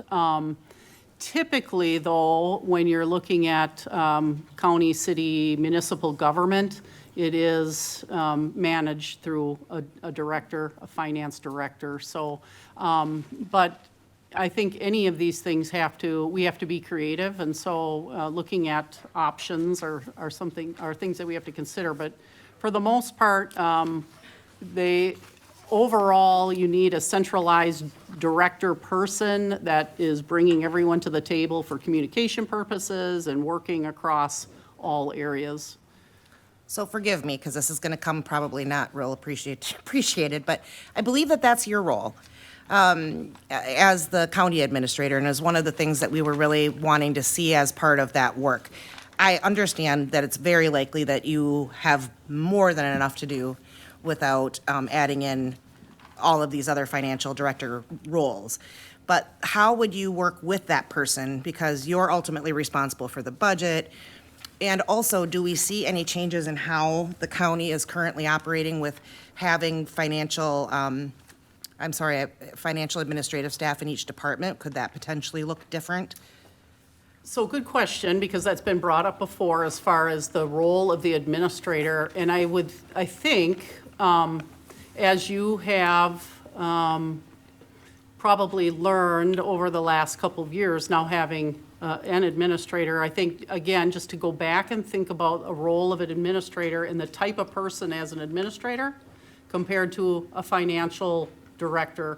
And someone who is a finance director comes up through education in finances, which is not what an administrator generally has. An administrator has a background of working with people. I've worked with finance directors. They should not be be the administrator, right? Because they're two different skill sets necessarily. Not saying that there can't be that, that working in some cases, but typically, they are separate. And I think it goes back to, again, how much do you put into one position? It's not, you're not going to get what you need out of a position thrown in on everything into one position. And while I build the budget, I work with the finance team. That is my role. It is not putting the budget together, overseeing, sitting down and doing the finances necessarily, but it is overseeing that and having those conversations, which I do, which I have been looking at the organizational piece of building the business office so that you have a team that are working together on that. But I think the broader question comes into the new financial systems that we're putting in, the software systems in the Tyler Munis, which is a really great program and will help us a lot in getting a lot of this information pulled together so it's not as difficult, so we have real-time information, and so that a person can oversee and look at those things and ask the appropriate questions. Where I do see that as potential, like we would see an absorption of personnel, of like some of those people possibly in the future because of that system. And so that's where I do think like you're gonna see that savings come up. Those are conversations internal that I have already. But that is where I do see, I think you will see the benefits of that. Thank you. May I comment, Mr. Go ahead. Thank you. Having been an employee for the past number of years, a lot of number of years of those being as an administrator in a department, I prepared budget and looked at the audit reports, and correct me if I'm wrong, maybe John and Mary, you both can. I think it's been recommended by auditors for a number of years that we go to a centralized financial system, that our existing system for many years has been antiquated and not working to function our needs. So now we have that. We have a great system. It's very specialized, and a lot of work, I think, has been put into preparing it. And because it's so sophisticated, and it has to be sophisticated for the number of offices that it covers, the whole county, a person to run that program, the needs, the expertise, and the training is going to be more sophisticated. There's a greater need to have a sophisticated and professional person in that position. I think that's something we need to take into consideration. The timing is right. The timing is right that this happened. It probably should have happened a few years ago, but it happened now. And I'm talking about the system. I'm talking about the financial system. We have it now. I think we need to hire a professional person to implement it at its and dedicate it to its full potential. Thank you. Mr. Chair? Yes, go ahead. Yeah, just a comment as far as, I do remember back when we were looking at getting and hiring on an administrator, and one of the questions that was asked of that committee at the time was, well, will this person be tasked with the finances and things like that? And the thought process that went around the room at that time was that, well, no, it would be best to hire on an administrator and see where they think that we should be putting our money, where's the most feasible. The other thing is, I would refer every supervisor to the most recent copy of the WCA's magazine. It's budgeting and strategic planning. They go through an article in there that talks about, here's a good process, here's a bad process. The good process was you start with an administrator and a financial person to ensure that that mission and goals and strategic planning are met. So I think that would give us a lot of background information on what that person does. Thank you. Mr. Chair. Go ahead. I'd also like to make a comment, sum off what Mrs. Shrew said, but also, in my personal opinion, I'm not open to this finance director. Maybe down the road, we could reevaluate it, but at this time, I don't see the need for many reasons that have been mentioned. Maybe down the road, we could reevaluate it. Maybe there might be a time, but I don't want to rush anything. At this time, we got to do things a little bit at a time. Thank you. Mr. Chair, Go ahead. I'm a little confused. My understanding, this would be a presentation of the recommended budget. Now we're debating the budget. And I would encourage us to kind of go back and complete the report that the administrator has provided us. Good point. If that's Yeah. okay, can I continue? Yes, go ahead. Okay. I think that's a really good point. And so again, I'm bringing this for your consideration. I think 2 points I want to bring up on talking about a finance director. Again, they are going to be looking for savings, and they're going to, that payback is going to come in because they're qualified and looking for all the nooks and crannies and where we're saving.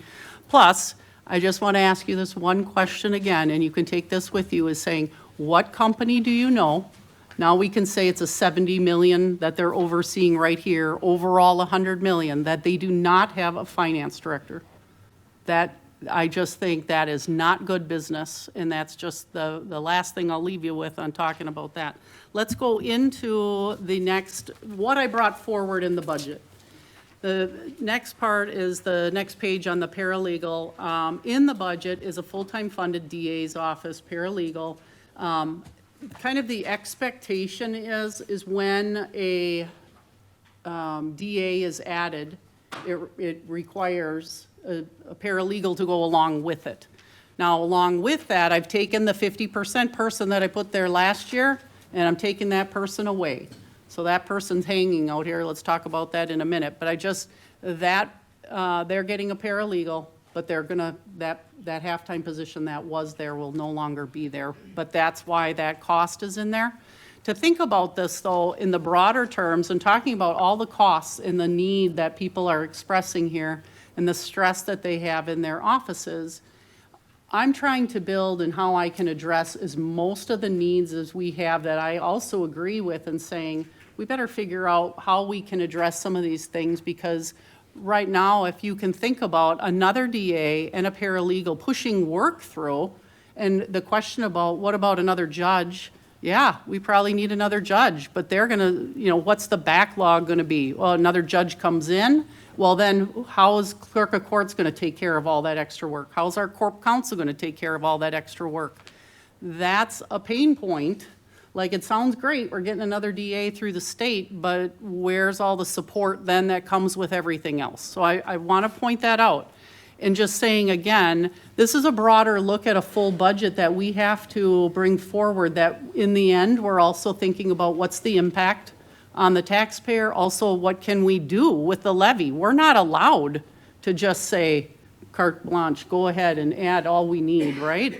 As I've shared with you, the public or the private entities that we work with, they can keep increasing their costs.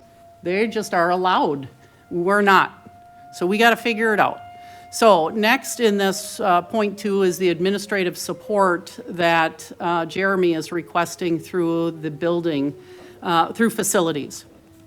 I want to talk about this as an overall broader piece and looking at, yes, you have a bigger building. You used to have 2 buildings. I'm not sure what the square footage was of the second and how that's brought into this, but also you've been under a huge amount of stress with a lot of building projects going on, and he's been under a lot of stress.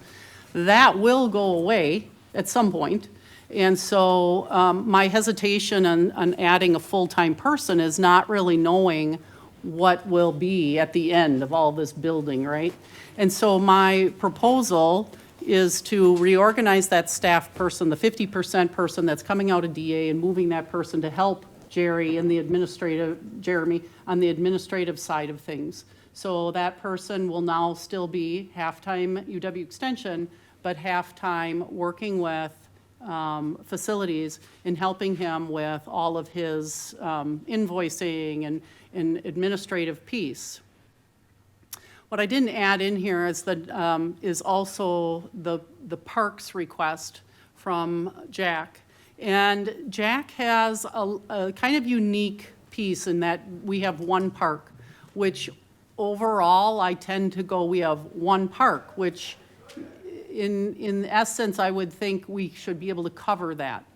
There's some different things that are playing out in that right now, right? We're trying to build more camping, which we've seen an increase, which we're not where we should be, but we've seen an increase. All of that falls after hours. If you can imagine campers, questions, that's all falling on one person. So that's probably a lot. There's the care that we're talking about of 2 part-time individuals out at the park managing a lot of mowing, and now we're going to increase the park features out there, right?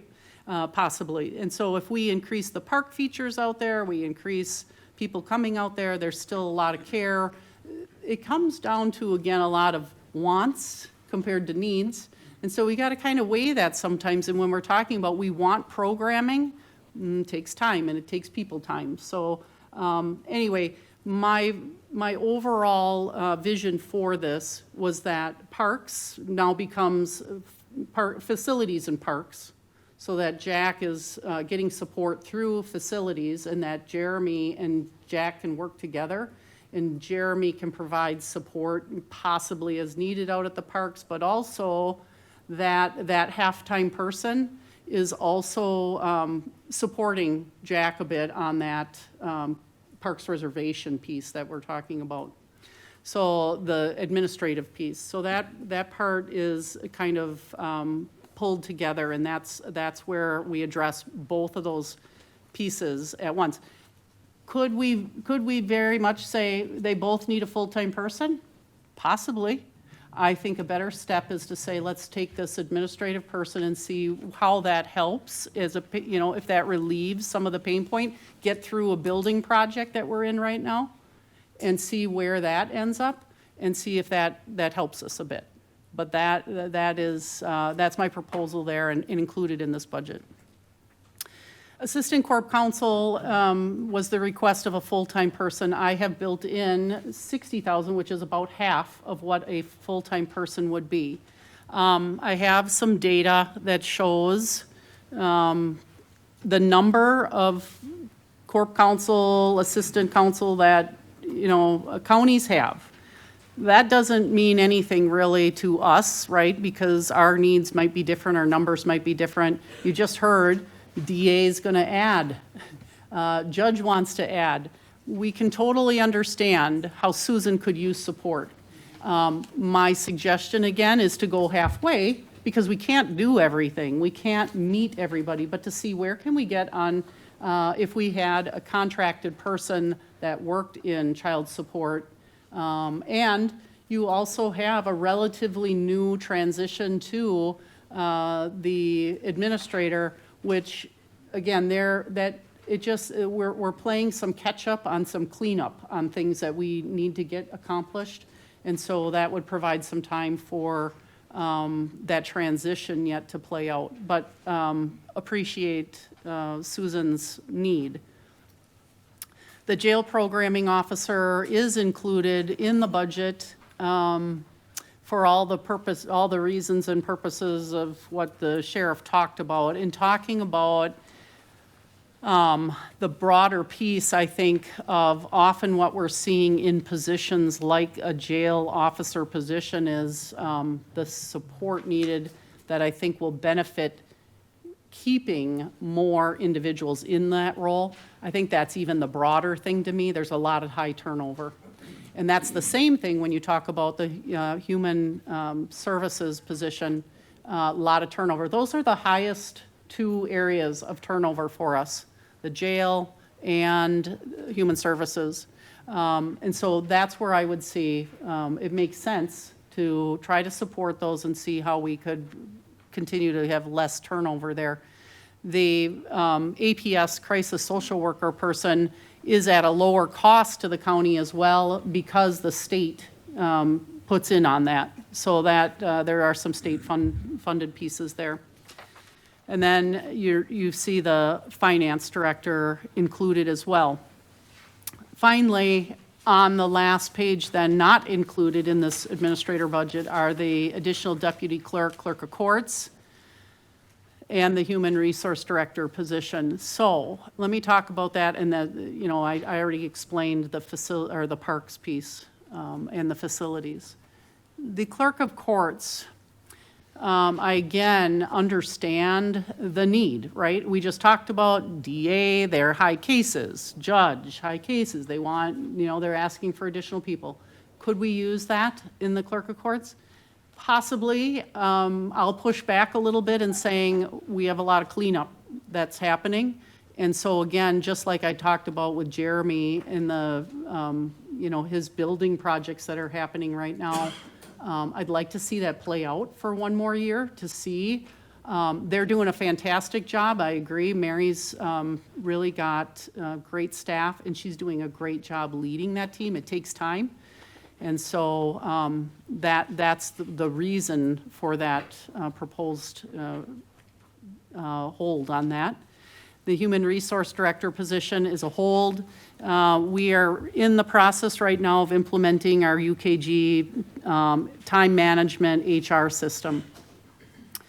As I've explained, I think to PB Exec Finances, we have a person in human resources right now that spends their day pretty much on spreadsheets and working on health insurance and benefits for us, more related to a lot of insurance that we've offered to individuals.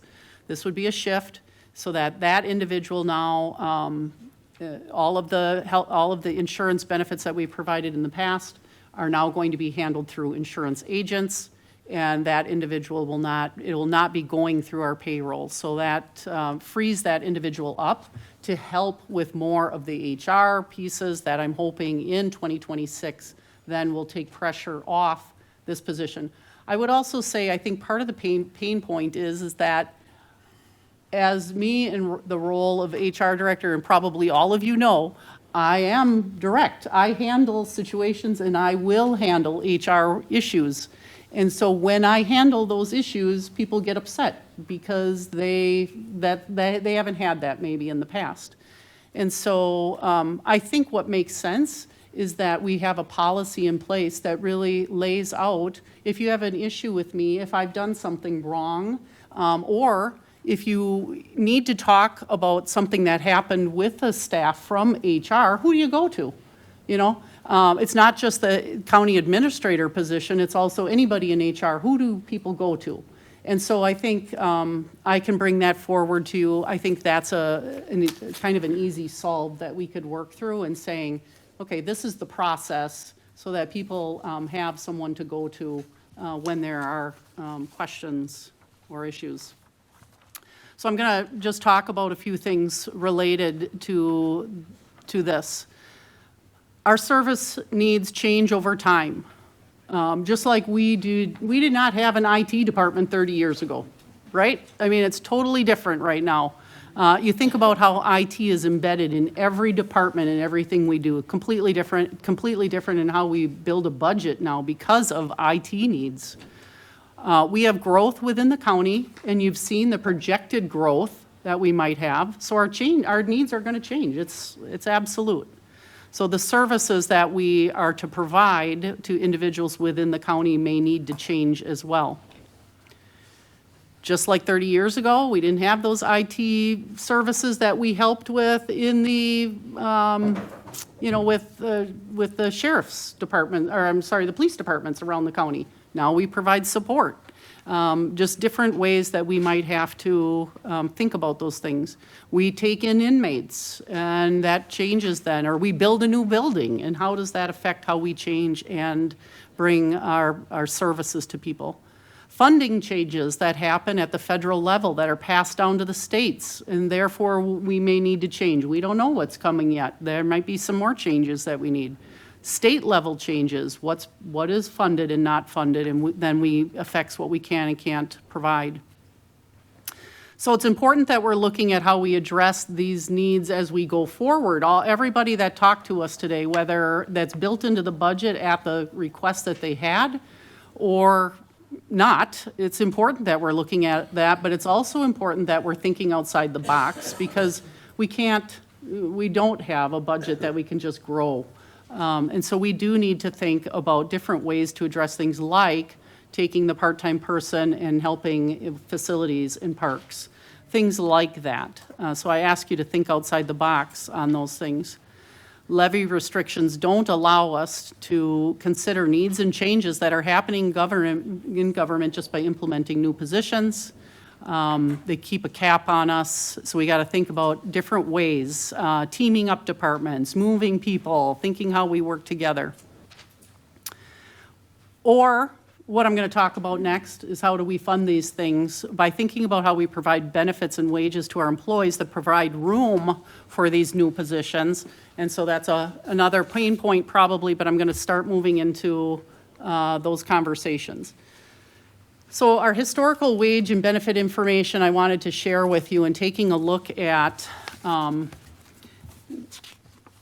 this, and I hesitate in sharing this because county wages and benefits really shouldn't be looked at in comparison to consumer price index increases, but because we compare them to other counties and other municipal, jurisdictions. But I just wanted an idea to see where we stood as in comparison to that. And if you look from 2020 to 2025, consumer price index rose 23.8%, and then our wages grew 19.75%.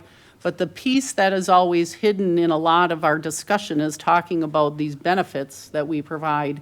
And we provide that subsidized benefit for health insurance coverage that I think is extremely valuable to employees. It's not considered in when you just look at wages, but it is something that we need to talk about and consider. So let's talk about the cost of health insurance. And I've got a little article for you here. It's half of employers plan to shift healthcare costs to employees.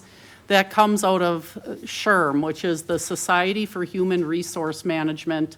And so it's a national organization, and they talk about all of HR-related things. And so, as I'm sure you're probably heard in the news and others, is that there is a shift.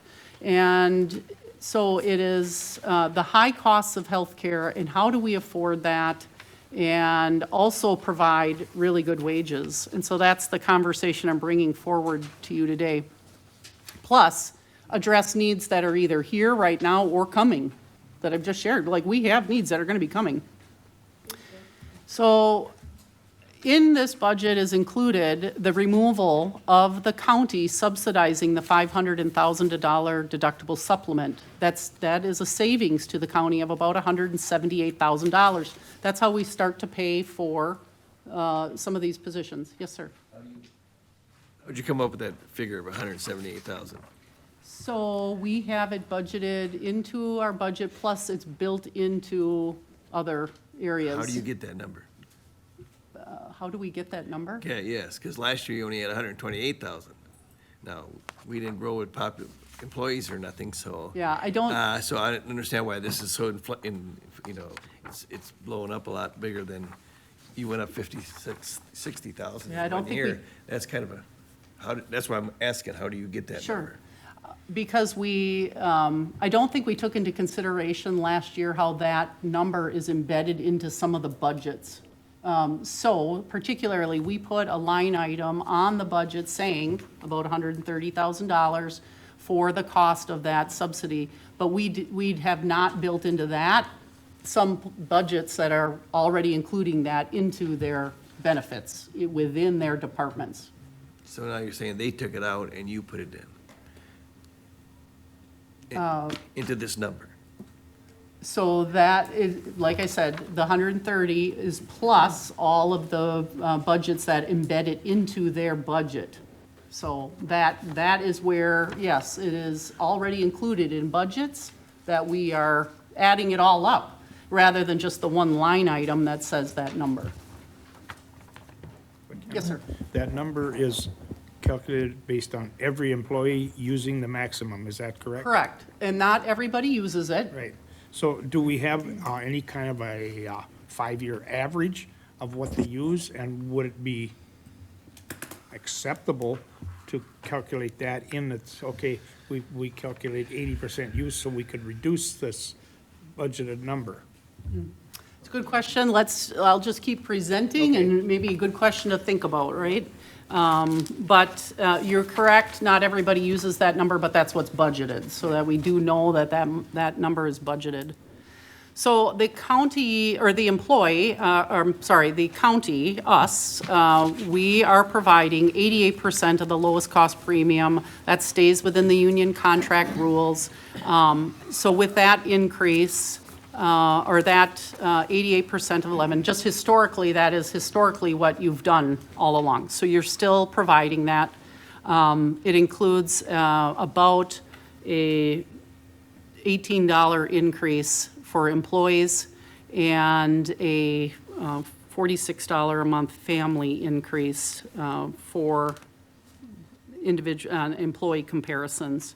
The county itself is taking on, of course, the brunt of that increase, a $46 a month increase and a $99 a month increase on families. Again, the overall cost of health insurance increase is quite high, $645,000 or so to the county. So in looking at that, I just want to then share, talking about health insurance and the piece of that. So if you think the current deductible for our employees, and I just want to make sure that the public knows this, the current deductible is zero, that they don't pay a deductible out of pocket because the county subsidizes the $500 and $1,000. So there is a deductible, but it's subsidized so that the employee pays zero. I want that to be understood because that is highly unusual. The counties have made this change in years past. And so it's unusual because they've already done it. And so I'm going to pass out this next document that just shows what deductibles are across the region. And even at a $500 and $1,000 deductible, we're still really good and covering individuals really well. Even the premiums, employees do have to pay a premium as well, but the premium cost is still at least the same or less than a lot of other entities. So just looking at La Crosse and Eau Claire, I think it's really important that you're looking at the biggest counties because they do press you up in looking at your wages and benefits because of that competition from them. The deductible for La Crosse is $1,350 for a single, and family is $2,700. Again, I'm proposing $500 and $1,000. Eau Claire County, single, they have two different choices. You can do the Premier or simply one, apparently, but their deductible is a single at $2,750. And that is with their contribution, because Eau Claire County contributes $750 to a single plan and $1,500 to a family plan. So their deductible out of pocket is $2,750 and the family is $5,500. With simply one, single is $1,250, family $2,500. And so it just continues on. You can take a look at that. Barron County, their deductible is $4,000 for family, $2,000 for single. Grant County raising to $750 and $1,500 in 26. Taylor County, $5,500. The county contributes $400, $550, and $700. So Their totals are on a single 2,600, 3,450, 4,800. You can go on and on. I didn't find anyone that had a zero. And I would just say, I did reach out to the Whitehall School District and Independence School District as well, and it's similar. They have higher deductibles. Our premiums are similar. I mean, you have to stay competitive. And if I could say we have unlimited funds, I would say absolutely. I want the best health insurance we can ever provide, right? I love it. But I'm telling you, if you want financial stability in your first quadrant, you need to start thinking about, do you want to pay the best pay and have extremely good and very generous health insurance wages or health coverage? We can't fit it. And so either which one do you want, the very high pay or the really high health insurance benefits?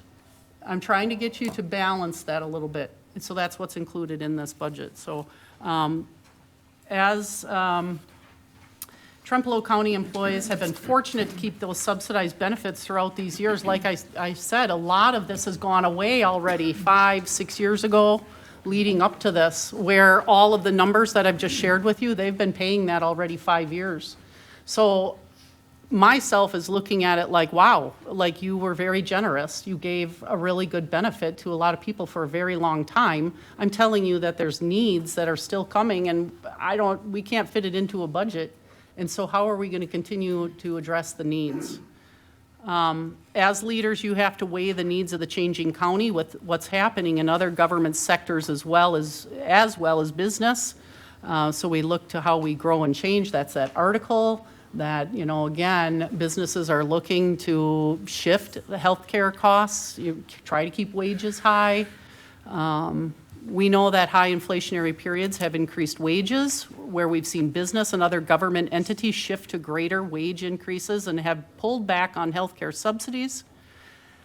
While I understand employee concern about losing the subsidized benefit, my hope would be that employees are thankful to the county, the taxpayer, and county supervisors for having subsidized healthcare deductibles for as long as they have at a zero level. It's really extraordinary.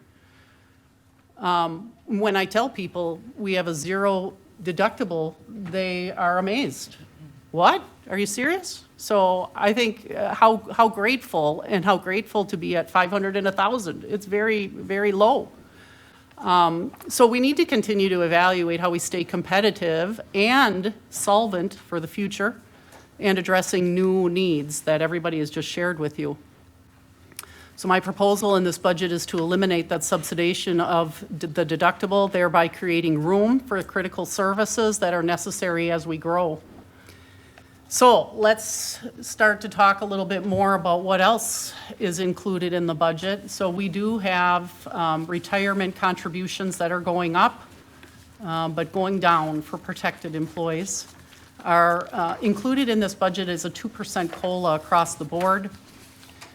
Our wage, what I'm proposing is a wage study in 2026 on all positions where 50,000 is earmarked to pay for the wage study. 60,000 is to implement that in July once that's completed. I'll go into that more in just a minute. I want to just share this pie chart with you and talk about benefits and show you what that costs the county. As you can see, benefits is a huge cost, even considering overall in business and in government, people, are the biggest draw on a budget. But when you consider what the benefits are in comparison to salaries, it was striking. I was surprised to see that actually. That includes fringe benefit and such on that as well. So, and then we talk about, well, last year, maybe we didn't do as high a pay raise as we wanted, right? But we actually, last year was probably pretty good, I would think. But we also included 2 extra days of vacation. And I just wanted to show what that means on a scale here and looking at other counties. I don't have all 72, but I just want to share, like, we're in the top on that and having 12 holidays compared to everyone else. Does that matter to the employee? I hope so. Extra holidays are very generous, though, and are they too soon forgotten? I'm questioning that and wondering, is there value in this? Or do you, consider that these types of perks really don't have the type of staying power that you might need? I'm just posing that as a question, because I find that to be something you as leaders need to consider. I find it disappointing that those things are soon forgotten, I guess, because that's a big deal. Explain what you mean, soon forgotten. What's forgotten? I guess what I'm saying, I asked her to explain, I asked Rebecca to explain what soon forgotten meant in regards to holidays. because I don't think these things are talked about when employees talk about the benefits of the package that they get here. And I understand the concern about losing the subsidizing benefit of paying zero.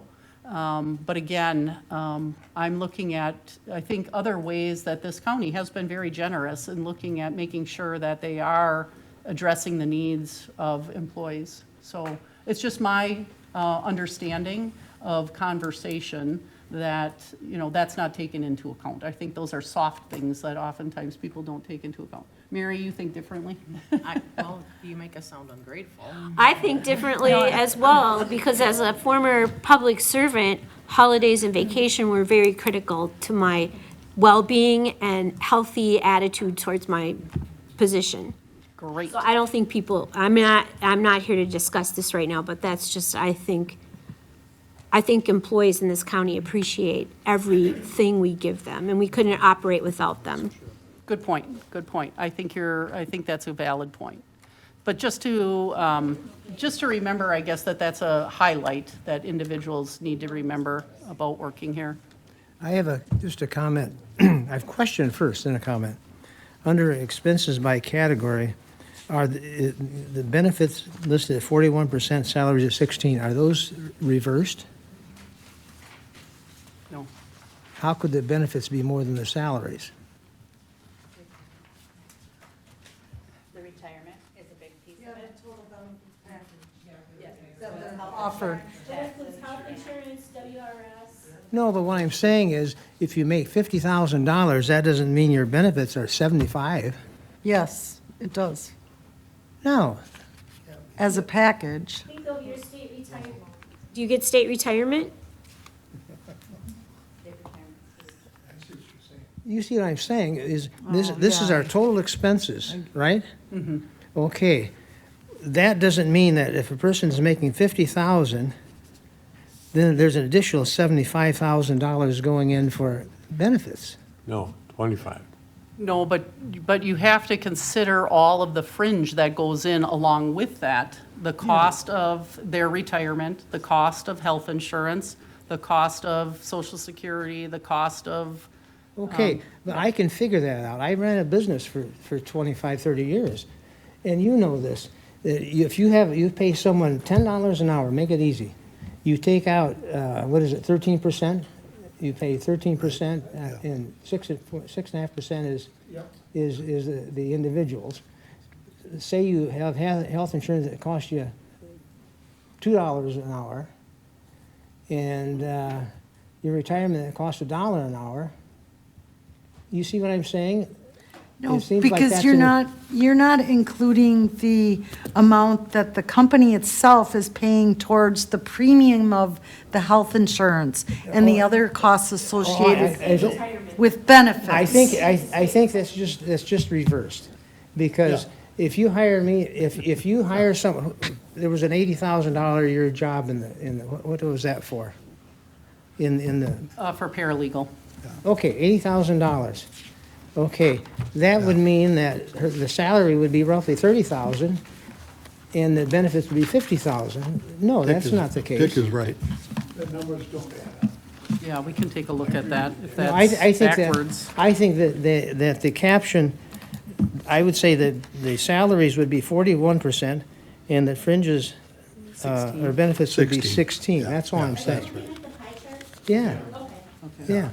Yeah. Sure, But well- I don't mean to be critical, but I Yeah, just. yeah, we'll Because review I it. think it is a huge amount. I don't mean to Yeah, imply that it yeah. isn't. If you give somebody 80,000, you aren't getting $150,000 worth of benefits. There's no possible way. Yeah, yeah. I think I'm seeing your point. Yep. Thank you. I got Jeannie on my side. So what will, I'm with you too, Dick. All right. But well, I'll bring that back to you and break out all the costs, and we'll take a look at that sure. separate. That Just would be good to break up the cost. my comment, I want to make a comment. When we implemented the $500,000 deductible program, prior to that, there was no deductibility. It was zero then. The reason why we went to the $500,000 and $1,000 deductible and then we paid it, it was because there was a savings in the cost per year per person. So the reason why that was implemented was to maintain a comparable program and save us money.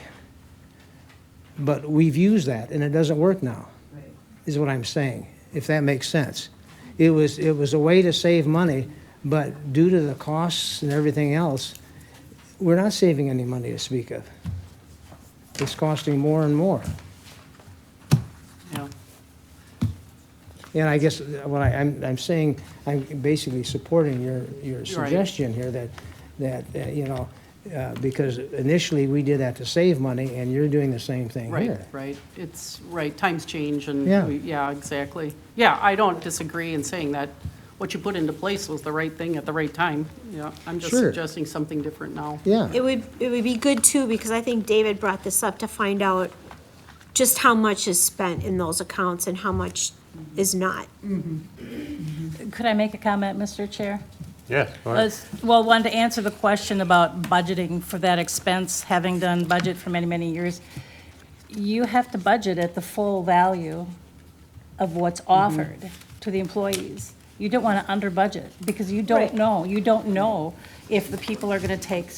And I hate to use the word worst case scenario, but the highest cost scenario, you have to budget for that. Right. I'm just Remember, curious. budget is a projection. I'm curious about Yeah. just how much gets spent. I'd like to know that figure. Okay, and I think that's a good thing, but I don't think it should play into how we budget. It'll play into my decision. Sure. But I Okay. would like to know just how that money gets used by employees. I'm sure Okay. it's very critical to their well-being. Oh, I'm sure it is, but having, again, done budget for many years,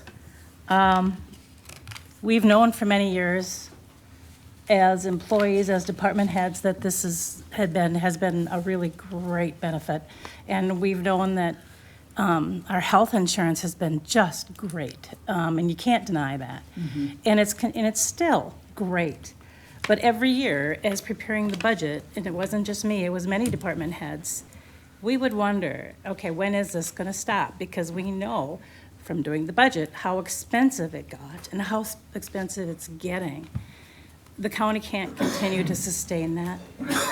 So we've got the high premiums, the cost of the insurance, and we're subsidizing the deductible. We've often thought, collectively probably, as department heads, that this has got to change. This has got to change. And I think the time is here. Go ahead. Totally off subject. Are we concerned about being done by 1 o'clock? We're wrapping up. Okay, because I guess you know that it would be another day, another meeting. Okay. And we're budget right now, so we're Yes, concerned. right. Let's consider that. Keep that budget. I do have one quick question, in line with the benefits. I don't want to take away from anybody's benefits either, right? I don't think anybody feels good about taking away from benefits. Nobody wants that.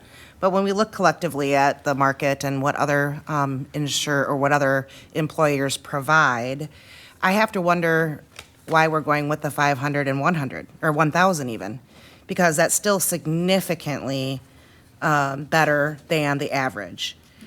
I'll just throw that out there. Like, again, I don't want employees to hate me. Like, I don't want to take away from them. But again, we have competing needs.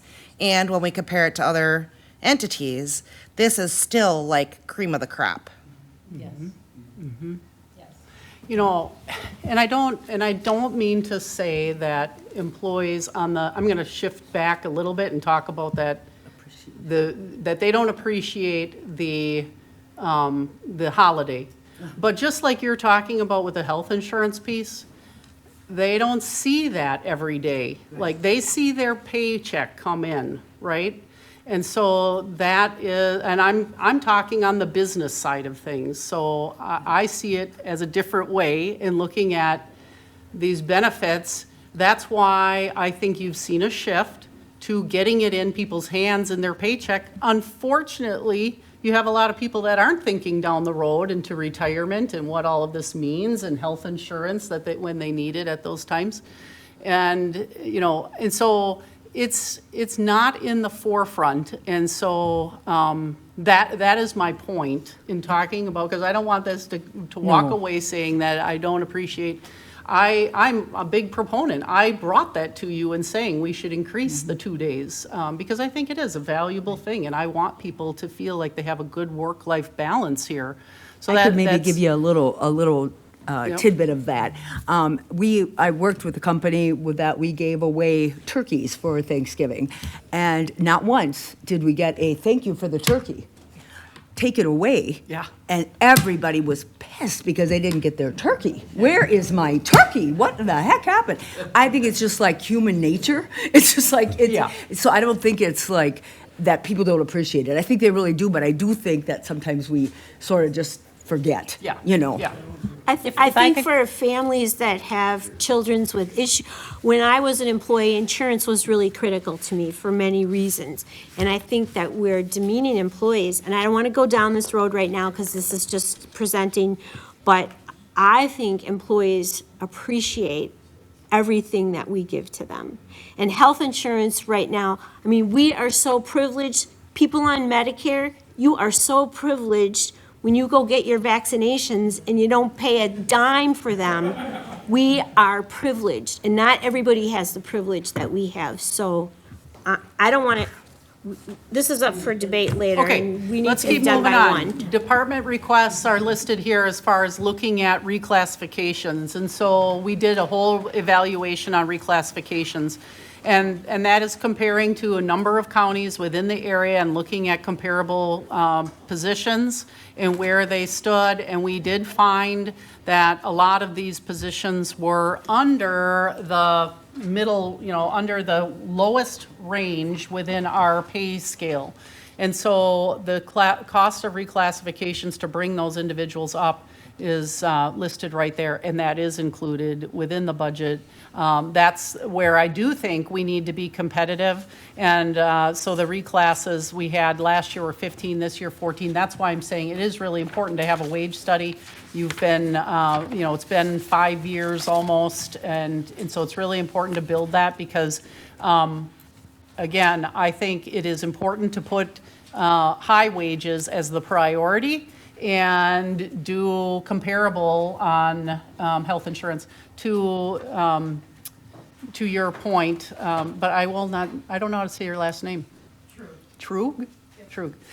Supervisor Trug, since your new last name, is that point of saying, you know, is looking at, again, that whole conversation about how we pay for everything, and we forget about the ancillary things.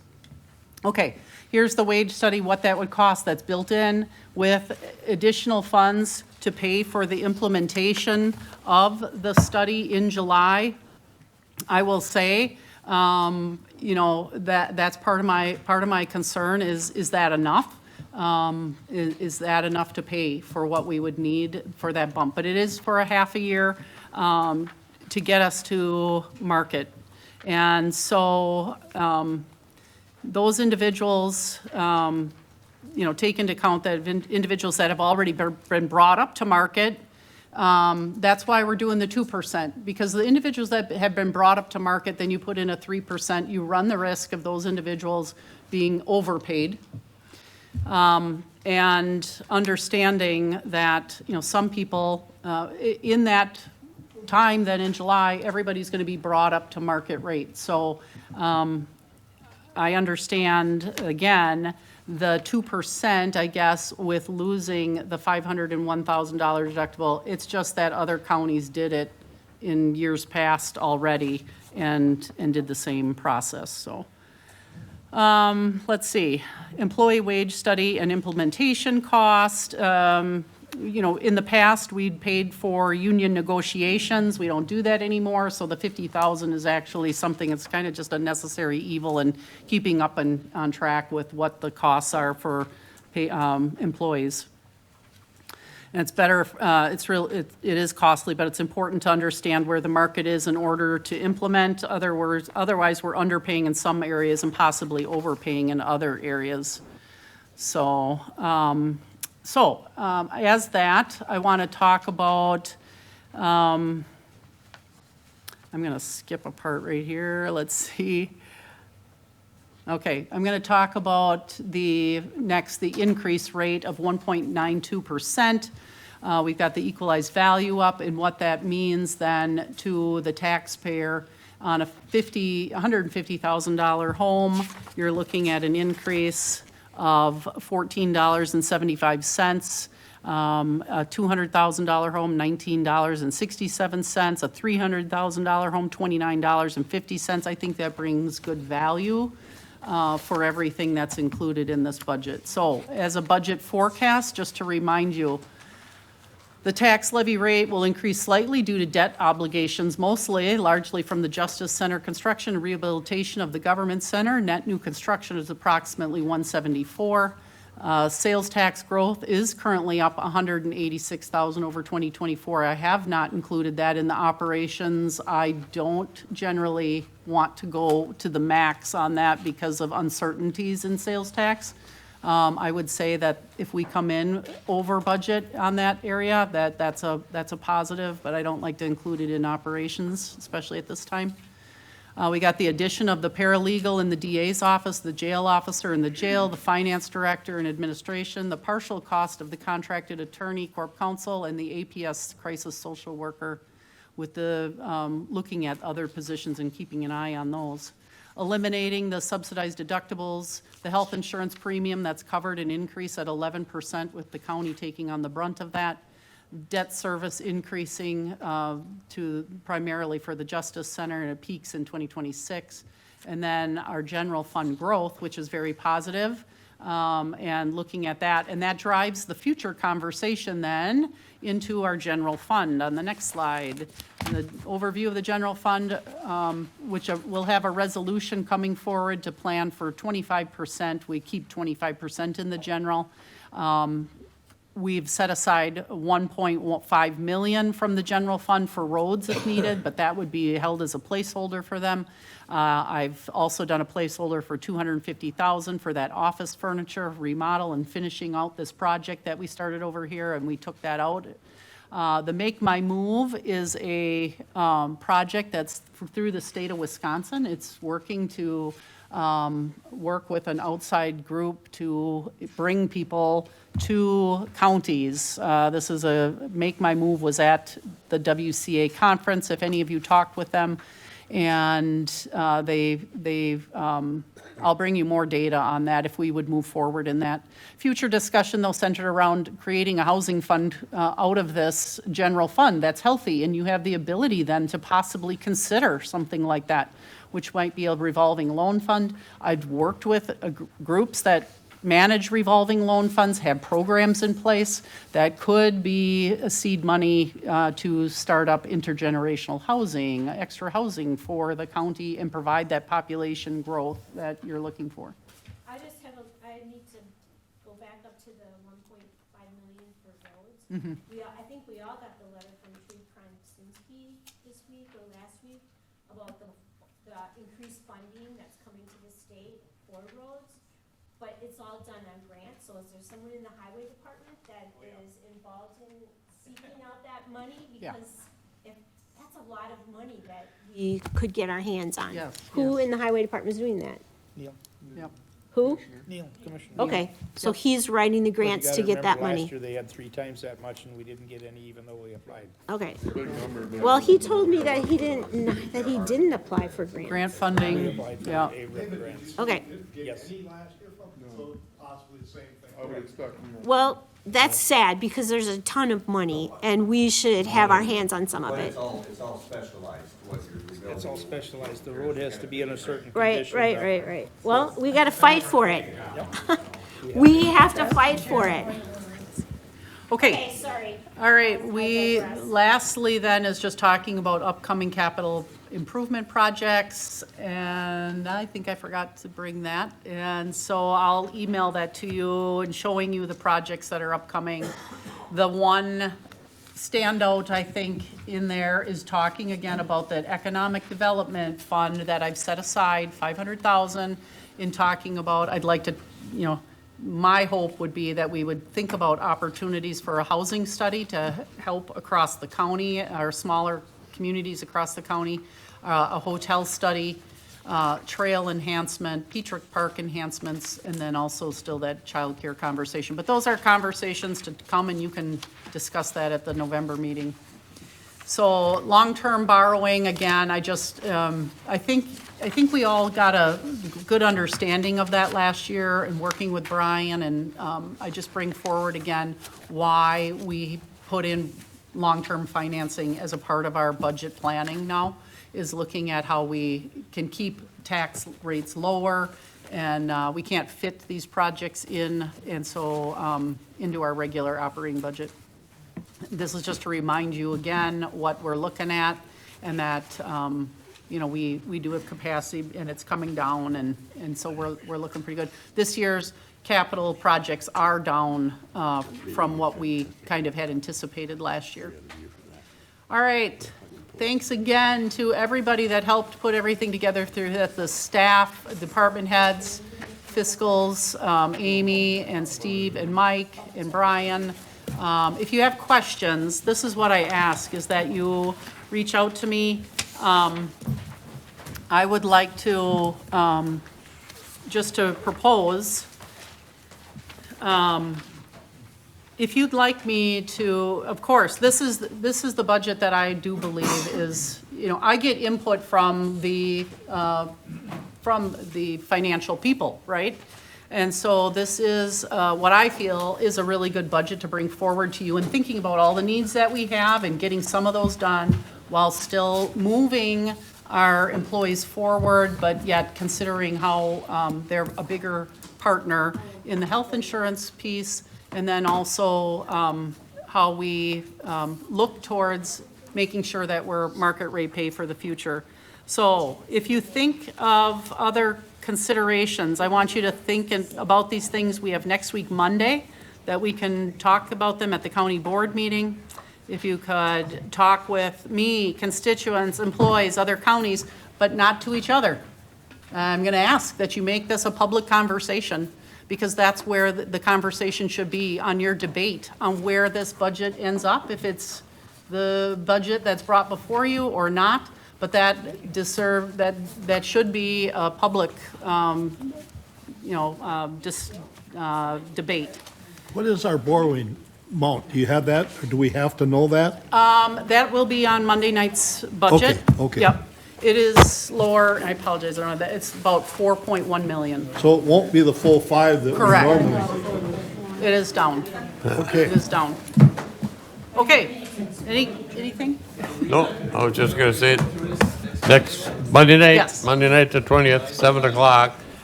No, Otherwise, that's at the November meeting. and I hate to eat, you have a mouthful of think about today, because there was a lot of info here What, today, and what is that, Monday night? Monday What night, time? 7 o'clock. That's your Regular 7. regular county 7 board o'clock. meeting. Are we gonna have the auditors present? They already did to So they- exec finance. Okay, because they Yeah. usually come, that's Oh, good, they're not coming. I don't know if that's on the, I don't know if it is or not. a meeting Wednesday, the 12th of November. Yes. We're not gonna borrow it until 10 a.m. next Yes. year anyway. Okay, yeah. It would have, I know, it's the same day. anyway, I have a meeting in La Crosse, so So this Get outta here. meeting, or this proposal goes forward to the November meeting. If you have considerations that you'd like me to bring forward or think about, then please have those discussions with me so that we could look at other options that we would bring forward. Instead of having mini county board meetings in the hallway. I had to say it. No, you Not didn't. legal. It is if you don't clean up. It's not legal. County business needs to be discussed at meetings. Okay, we can adjourn at 12:50.